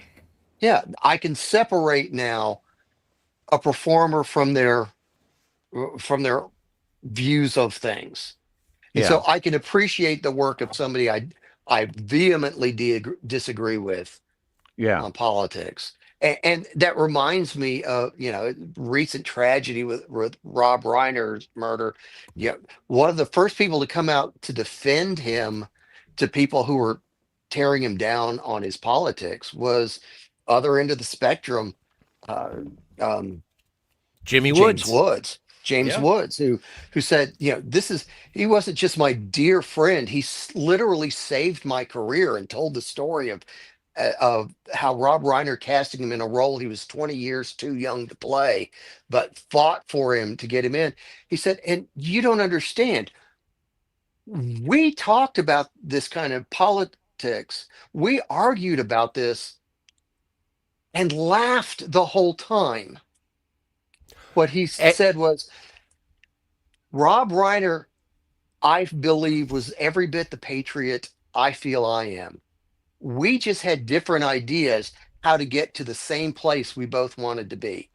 I yes. thought we should go this way, and he thought we should go that way to get to where we both want to be. And if So, you haven't yeah. seen Ghosts of Mississippi starring James Woods, Alec Yes. Baldwin, and Whoopi Goldberg, like, it is a phenomenal film.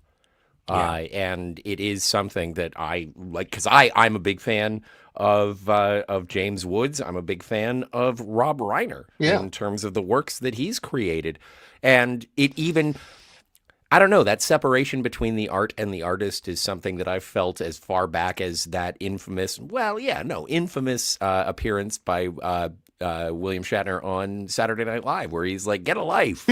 It's a, Yeah. it's a TV That- show, and it's like Yeah. I used to get very upset. I was viscerally angry at that thing, Oh, and I was like, "So no. what? You don't like me because I like you? Like that doesn't make any sense to me." And then No, I realized that it was a joke, and Yeah. like there was a separation between the art and the artist, which I've always been able to maintain, and so that's why I don't watch The View. Yeah. Speaking I of Shatner, if you ever, I got this tip from someone who worked with him on a Star Trek Online kind of situation, um, and she became a very, very good friend of the man. Um, the tip she passed on was she didn't talk to him about Star Trek beyond whatever the project was. When they were just sitting there chatting, she asked about Tech War. She Oh, asked about nice. everything except Star Trek. She didn't want to talk to him about Star Trek unless it was part of the project. And by talking to him about everything else, they got through and he started seeing her as a person, and they're friends to this day, as far as I know. Well, and Criffing, I know other people have heard this story, so I'll be as quick as possible. I kind of made an ass of myself in front of Terry Farrell, and the only way I pulled out of it was by talking about her Ted Danson sitcom. I was like, tell me about Becker. Becker now that I've been such a jerk. And she was like, I can't believe you want to know about Becker. And I was like, I do? And so, Becker. I'll tell you the truth about Terry Farrell, my reaction to Terry Farrell on Deep Space Nine. I had avoided all spoilers as best I could back in those days. I stayed off the use groups. I didn't. I wanted to come into it fresh, and I was in my first real grown up responsibility for the company kind of job. And when that came out, and my girlfriend at the time went to my apartment, recorded the episode for me, watched it while I was working late, and then came back to the apartment. I asked her, "Did you watch it?" "Yeah." "Was it good?" "Yeah." "There's something you're really gonna like."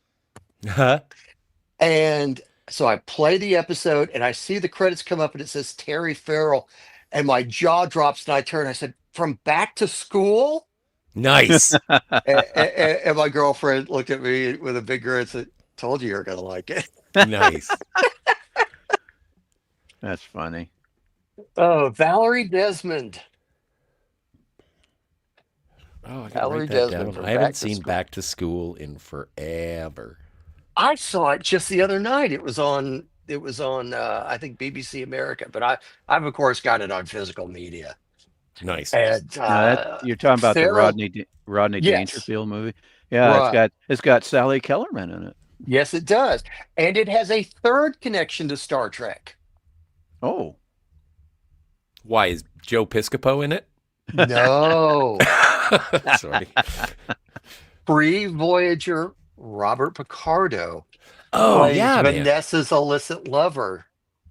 Well, and Yeah, you brought up when Adam Rifkin and his writing of Small Soldiers, and I yeah, think that is an underrated Joe Dante classic. I love yeah, that flick, and Joe Dante, one of his stable of actors that was in everything from Inner Space to the Gremlins cowboy. to Yeah, yeah, like he is amazing, and that's again another don't forget he actor. was the Johnny Cab. Oh, I cannot forget he was the Johnny Cab. But yeah, But no, that's another actor. yes, I may not subscribe that to would his make a good trivia newsletter. question. What three? What film has three actors from different Star Trek pilots? Pilots. Yeah, and it's back to school because Kellerman Uh, was in the second pilot for Star Trek: The Original Series. The oh, second that's true. pilot where That yeah. no man has gone before, and so Well, I was Terry going to say Farrell Total from Recall. Total Recall has Mark Alimo and the holographic doctor. Why is my brain not right, working? but that's Uh, two. yes. Yeah, I know, but I feel like there's a third. I'll fish. Oh wait, it's got Ensign Sonia Gomez as the three-titted lady, but that's not a Oh, pilot. but she is Mm, engineer. I'm sorry for saying three-titted in the middle of the day, Jill. No, but that's okay. That's okay. No, but I like her very much. She spills hot chocolate on Captain Picard, and it's funny. Yes, she comes back. She's a captain in Lower Decks. Oh, Same actress. good for the film. well, I Good mean, for the Phil. there's Ensign Robin Leffler. You could start making a list of, you know, Star Trek Six minor Degrees of Star Trek. characters. Yeah, minor characters who appeared showing far too much skin and other features. Yeah. Oh yeah, no. Have you ever heard the Marina Sirtis horror story about Death Wish 3? No, Go look it up. I'm not going to tell it. Speaking of terrible I movies, thought you were going to go into what was that thing she was in with Faye Dunaway, where there's uh, it's a period piece, and the infamous scene is Faye Dunaway starts to get out of a horse-driven carriage. Faye Dunaway starts taking the horse whip and starts whipping Marina Sirtis' character Oh no. on the side of the road till Sirtis' top comes off. I can't remember the name of that film, but boy, I remember that from my youth. oh, that sounds so weird. But speaking Yeah. of bad movies, Nichelle Nichols' son Kyle had a small part in Pretty Maids All in a Row. Hey, I got to rewatch that then. There we go. He's in there somewhere. And the connection there is Gene Roddenberry. Yes. Yes. He got. Oh no. right. He got. You said his name was Kyle. Yeah. Nichelle Nichols' son Kyle Johnson. Yep. And that's his daddy's last name. Yeah. Gene Roddenberry goes, I'm going to cast your son. Well, but it's Pretty Maids All in a Row has Jimmy Doohan, and it has William Campbell, who played Trelane, Right. as cops in that movie. And so no, any chance, we're still waiting. Jill and I will review it someday. Not I this reviewed year. the good one. I reviewed the good version, which is Planet Earth. So maybe now I'm okay with talking about it. Yeah, but we just one. did the bad year, like the bad movie year for my birthday. So you might be, it might be get out of jail free until 2028. Yay.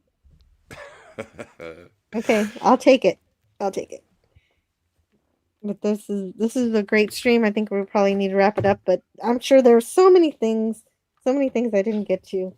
Let me see if I played all my clips yet. If I didn't, I'll run through the ones I haven't played yet. Well, and right. while you're looking, I just want to be able to, yeah. And I know this has sort of gone in many directions, and I appreciate all of the tangents that we get to do. Me But I too. do, I admire Nichelle Nichols. So sorry, I Not didn't mean to do that. No, it's cool. I understand the clips, but it is something that I admire her for, her dedication, her ambassadorial work, not just with one of my favorite, if not favorite, television shows of all time, but also with actual science and technology. Her brushes with history and the input from historical figures to make it so that she would continue to inspire. I think she's gorgeous, and I do absolutely love her fan dance.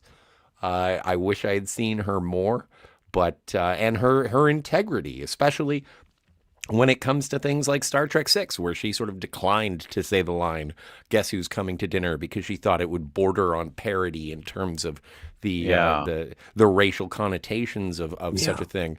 Yeah, But I'm glad she she did that.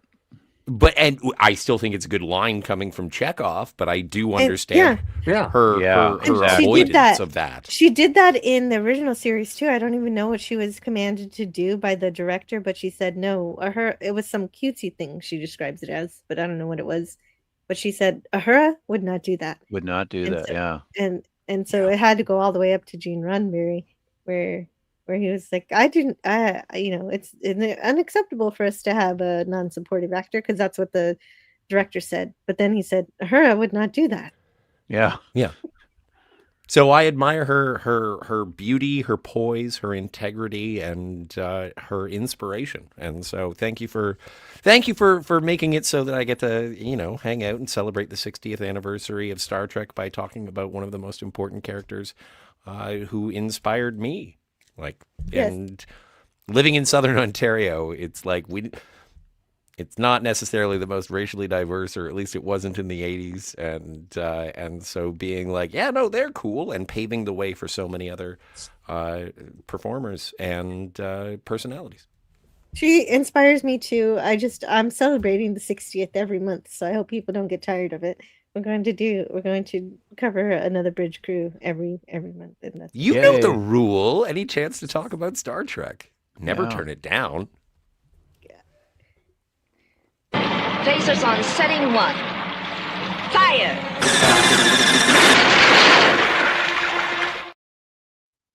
Sploosh. Yes. I love Uhura in command. Yeah, you got to watch that cartoon. It's just I'm gonna have to do that today. Oh, it's purring. It's purring, Jill. Did you say you have it? Yeah, I have it on Stone Blu-ray. Racket? You got it on Blu-ray? Okay. I haven't got through. I think it's just disc 1, so or maybe even less than that. So I'm gonna have to jump ahead and watch Lorelei. Yeah, just jump ahead. You don't. Yeah. You don't have to. They're not in order. It's a big galaxy, Mr. Scott. Yeah. Love that. Chico's here, and he's telling me to do the same, Jill. Yay. Get the Star Trek animated series Blu-ray out. Well, and big shout out to the Eclectic Goat, who is driving and lurking. Oh, hello, Eclectic Goat. I'm very excited to see you. I'm glad you're around. And everybody check out her channel too. It's really, really great. I'm sure it's in the chat already. Sweet. Mm-hmm. Sir, I'm unable to establish contact with the planetoid. So that's just a normal. It's just a quote, but she always does such a great job, even when it's just doing her job. It's wonderful. Driving and lurking. Awesome. Yeah, I like to do that too. I'll be doing that myself in a little bit. I got to see who's streaming today to see who I'm going to redirect the stream to see if UK Danger Man is streaming or not. I'll check soon. See what else we got here. I played that one. Did I play this?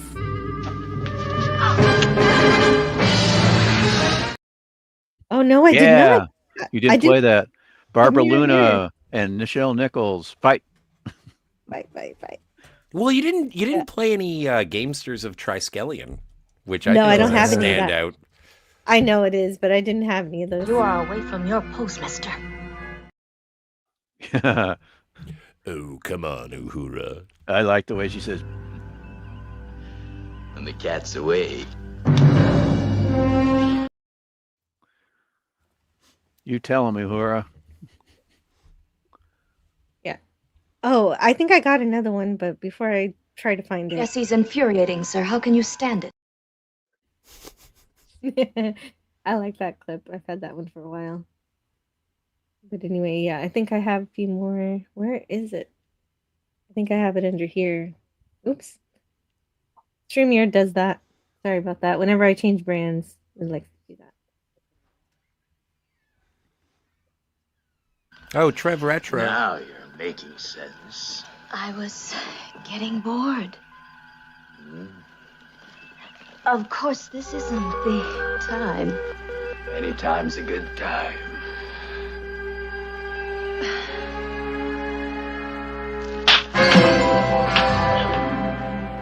I'm afraid I changed my mind I think that. Oh my. Yeah, I think that all sex in the mirror universe is rough sex. All I know Yeah. is beautiful Nichelle Nichols midriff was displayed there. Awesome song. Abs. Totes. Okay, And so didn't Trev we see her Retro. navel? That's good. Yep. But we couldn't see Marriott Hartley's. Yes, we could see her navel Yeah. in Isn't Mirror that Mirror. They weird? got away with it. You Yes. couldn't do it for That's- Merritt Hartley, but you could do it for the actors in The Cloud Minders, which is the same season. Yeah. It's just so stupid. But Yeah. Barbara Well, Luna, and it's why Barbara Luna and Nichelle Nichols both displayed their navels Yeah. for Mirror Mirror, which but was the second. Roddenberry got even. He gave Merritt Hartley 2 navels in whatever that I can't remember which of the Is Genesis. telefilms he Genesis 2. made.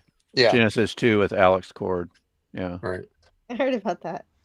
Yeah. I still haven't seen it. I like Planet Earth.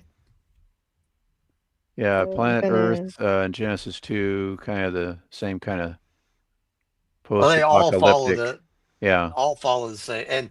And how many of them have a character named Sandoval, which is name of the guy in was it This Side of Paradise? The one word Spock. Elias Sandoval, that's This Side of Paradise. And then in one of my favorites, Earth Final Conflict, one of the main characters was Sandoval. But yeah, I don't know who Sandoval was in Roddenberry's life, but boy, he got name checked quite a bit. Outlaw Bill is here. He says your avatar looks to be shirtless. Scotty R37. Hey, Bill. No, it's I'm just pale.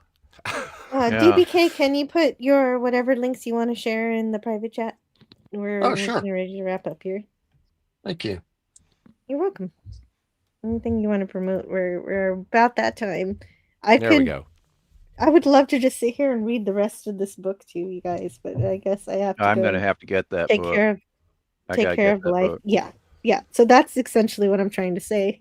You got to get this book. It is so good. If you want to understand Nichelle's life and how she became her, this tells you everything. It's wonderful, and you really get a sense of her soul and how she thinks, and what a beautiful person she is, inside and out. Excellent.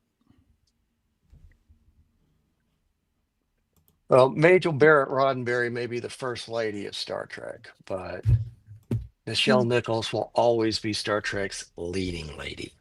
Yeah, I like that. Oh, I like that. Yeah. Well said. I liked what Scotty said earlier too. Yeah. Well, we're all here to celebrate. Yeah, everything Scotty said and DBK times 10. Yeah. Oh, you said too. Like, I think this was a pretty good stream. Oh, I'm glad you did this dedication to Nichelle Nichols for the 60th anniversary of Star Trek. Excellent. Yeah, I was so glad to see that you were doing this, and now tickled pink to be a small part of it. Thank you. Yeah, I'm so glad you got to be here. Yeah, I'm glad you joined. Next is William Shatner. We're going for the big one next. Oh Oh, my. wow. Yeah. Big I've read a Bill. bunch of his books already, Star but Trek I don't know which Memories. ones. Yeah, I don't know which ones I've read. I just read them all, but I don't know. I'll have to That's figure out what to do. wow. That's going to be a big one, right? Yeah. Yeah. The Shatnerverse. So let's see what's up with DBK and let him promote whatever stuff he wants to promote before we head out of Oh, here. I've still got my at douchebag Kylo account on X, but I don't do much role play on it anymore. I'm on Griffin DVK to promote the YouTube stuff, but I don't want you to like, I don't want you to subscribe, I don't want you to comment because I don't want your money. Just go listen to the song covers I got out there if you want to hear my attempts at things, but you know, send your super chats and super thanks and stuff to streamers who could use your help. Fair enough. Thank you very much. And I appreciate you hanging out with us, telling us your Star Trek stories. Those are cool. Thank you. I enjoyed it. Real fan. It's good to have a real fan here. Not me. I don't want to drag me. What am I thinking? Not working. There. Got it. Thanks, Jill, for having me on again. I appreciate it. It's always fun to be able to hang out and talk about Star Trek. I do think that it would be fantastic if you checked out the Phantasmagorium. Kat and Ernesto they've started up doing Batman comic reviews, and they've also been doing some playful ribbing in terms of busting each other's chops in very widely known films that neither one of them have seen, and they're like, "You haven't seen that? You dumb!" And so they're fighting. It's awesome. And then obviously, Cinema Gulp is one of my favorite people who lets me on from time to talk about stuff with him, and so that's a fantastic channel that deserves your attention. And if DBK is not asking for money, and so if you happen to have extra money, just send it to me because I have stuff that I want to buy. My most recent acquisition, I just saw that there is a podcast with Brent Spiner and Jonathan Frakes dropping names and other things, and they had LeVar Burton on for their inaugural interview, and I found out about a wonderful film. Saw the trailer for it, really looking forward to seeing it. Acquired it today. And it is The Hunter, starring Steve McQueen. And upon Steve McQueen seeing LeVar Burton in Roots, he was like, I want that guy in my movie. And so it is, I think, his one of his first movies, if not the first. And so being a Star Trek fan and being able to talk about it with other Star Trek fans, not only, gets me excited about talking about Star Trek, but it also opens up the doors to other movies that I haven't seen, both old and new. And so this has been a really, really great time. Yeah. So follow me on XCOM at ScottyR37. And also, you True. don't have to Scotty is spend me funny. money. I was being rude. Yeah, well, people can want to send you money, but they don't know how, and that's the joke. Yeah, There's that's no way exactly. to actually do it. You say, follow me on Patreon. There's no Patreon. There is no Patreon. No. You can send them to me for the $600 car repair. Oh, see, there you go. See, and you can actually find a way to send her money. How are you driving if your car needs $600? I don't hate you, Bill. I don't know how happened to your wrench, but not everybody needs a wrench. That's the thing. Maybe you got unsubscribed by accident because maybe. YouTube does do that. That's true. That's true. But I do want to close out with just one more story. Every time I just look at this book as I'm just listening to you guys talk, there's just another one where George Takei, they have everybody does pranks on each other in the Star Trek family. And there was one point where they had a fan. He was 12 years old, and apparently Sulu and Uhura were his favorite characters. And so they went on stage to meet this fan, He was a wonderful Chinese boy, and it was such a kick to see how happy he was, especially after George asked, "Would you like to go on stage with us?" And so, yeah, they were excited. He was excited rather, and they announced us. George and I took our places with the boy in tow. After welcoming, the applause wore down. George said to the crowd, "It's been wonderful to see you all again. Thank you so much for coming to see us today. You know, Nichelle and I have not seen many of you for several years, and a lot has happened since then. Nichelle and I are very proud to introduce you to our son, our love child." And obviously it's a joke, it's not real, but apparently you'd be surprised how many people to this day still ask me about my affair with George and our son. Oh my. I do have to. Oh I do have to my. compliment you on your George Takei impression. That was You pretty know good, what's Jill. weird is that I read stories to my children, and for whatever reason, George Takei comes into my voice range for I have no idea why, and that's the only reason I'm able to do that. Especially with the villain characters. So, Yeah. Max Redstone, member for 25 months. Woohoo! Woot woot. Yeah, I never did that for anybody live on air before. Only my children had heard that, and up until this point. Sweet. And that'll do it for today. I do have to dash, or I'll be late to pick up said children. Oh, and Can't Stone have Racket. that. Is there anything you wanted to, True glaze? story. Well, I'm not a content creator, so I don't really have a YouTube channel. I do have a couple videos there, but that's not worth anyone's time. But I like to hang out with all of you here on Jill's channel. And thank you again, Jill, for having your channel and allowing me to be part of the panel, even though I tend to wander around because I'm an oldie Olson on various tangents. But thanks once again, Jill, for your channel and for today's stream dedicated to Nichelle Nichols. And Bill, if it helps you out, I am not a wrench on your channel either. So it's just a thing. I don't know what happened.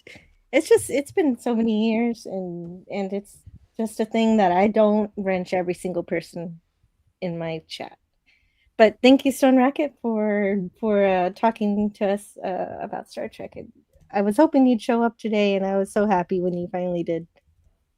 And I'm going to be ordering that book after we sign off here because I definitely want to. You've inspired me, Jill. I've got to read that book. That's yeah. So you know how Mark D with the C enables people to buy toys. I will inspire you to buy books. Indeed. But he buys books too. He buys everything. But I'm just down with the books. And I'll see you guys around. Have a lovely weekend. Enjoy Friday Night Frolics. I'm going to send you over to UK Danger Man because he's talking about the filth and I don't want to talk about it. I might watch it later. What about Trev Retro? He's also doing stuff. Oh yeah, Trev. You want me to? I can redirect. Just explore and enjoy. I am not your real mom. Well, I have been supporting UK Danger Man, but if you want me to support Trev Retro today, I could do that. I could trade him off. Just make sure that the hailing frequencies are open. That's all I'm asking. Hailing frequencies are open, sir. Okay. Trev Retro owes you a debt of gratitude for I have switched my redirect to Trev Retro. Go have fun. There, he's also talking about the filth. What do you know? Is UK Danger Man gonna stab me? No, probably not. Okay, that's good. Because he's in the UK and there's an ocean between us, so I'm safe. Yeah, and the phaser's on stun, so anyway, you just get a nap. All right, that sounds good. A nap and a hangover. It sounds like my usual Friday. Mm-hmm. But both of those channels are incredible. I love them both. So I should switch it up. They both stream on Friday, so one week I should do Trev and the other week UK Danger Man. And that should be okay. There you Is go. Mr. Brown Alliance doing anything? Yeah, but he does stuff on Sundays That's and right. other times. I'm He slowing you does, down. yeah. Well, I like talking, but I Yes. should leave. I've All got right. 9 minutes to get out of here. So All let's right. get the hell out of here. Awesome callback. All right. Thank you.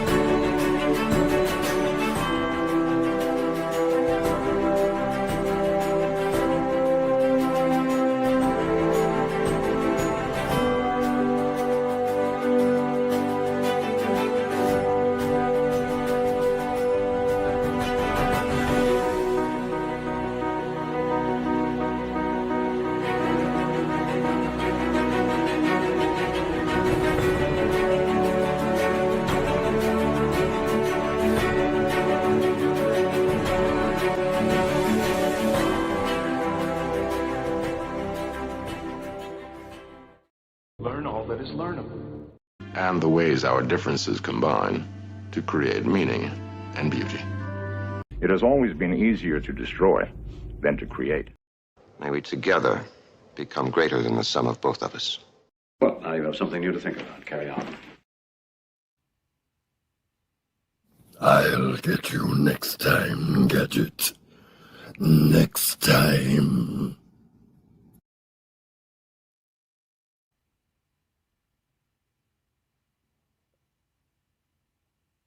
Captain, I'm...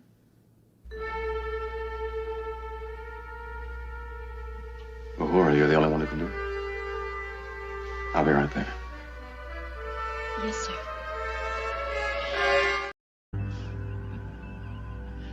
When the cat's away.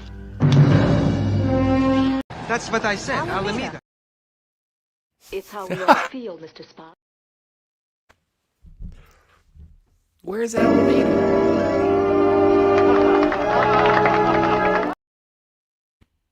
Well, you know what they say, Lieutenant. Be careful what you wish for. You may get it. You wanted Adventure House this? The old adrenaline going, huh? Good boy. Now get in the closet. It's a big galaxy, Mr. Scott.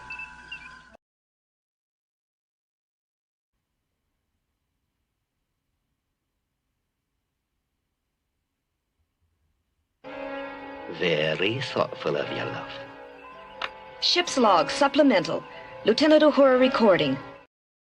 Due to Chief Engineering Officer Scott's euphoric state of mind, I am assuming command of the Enterprise.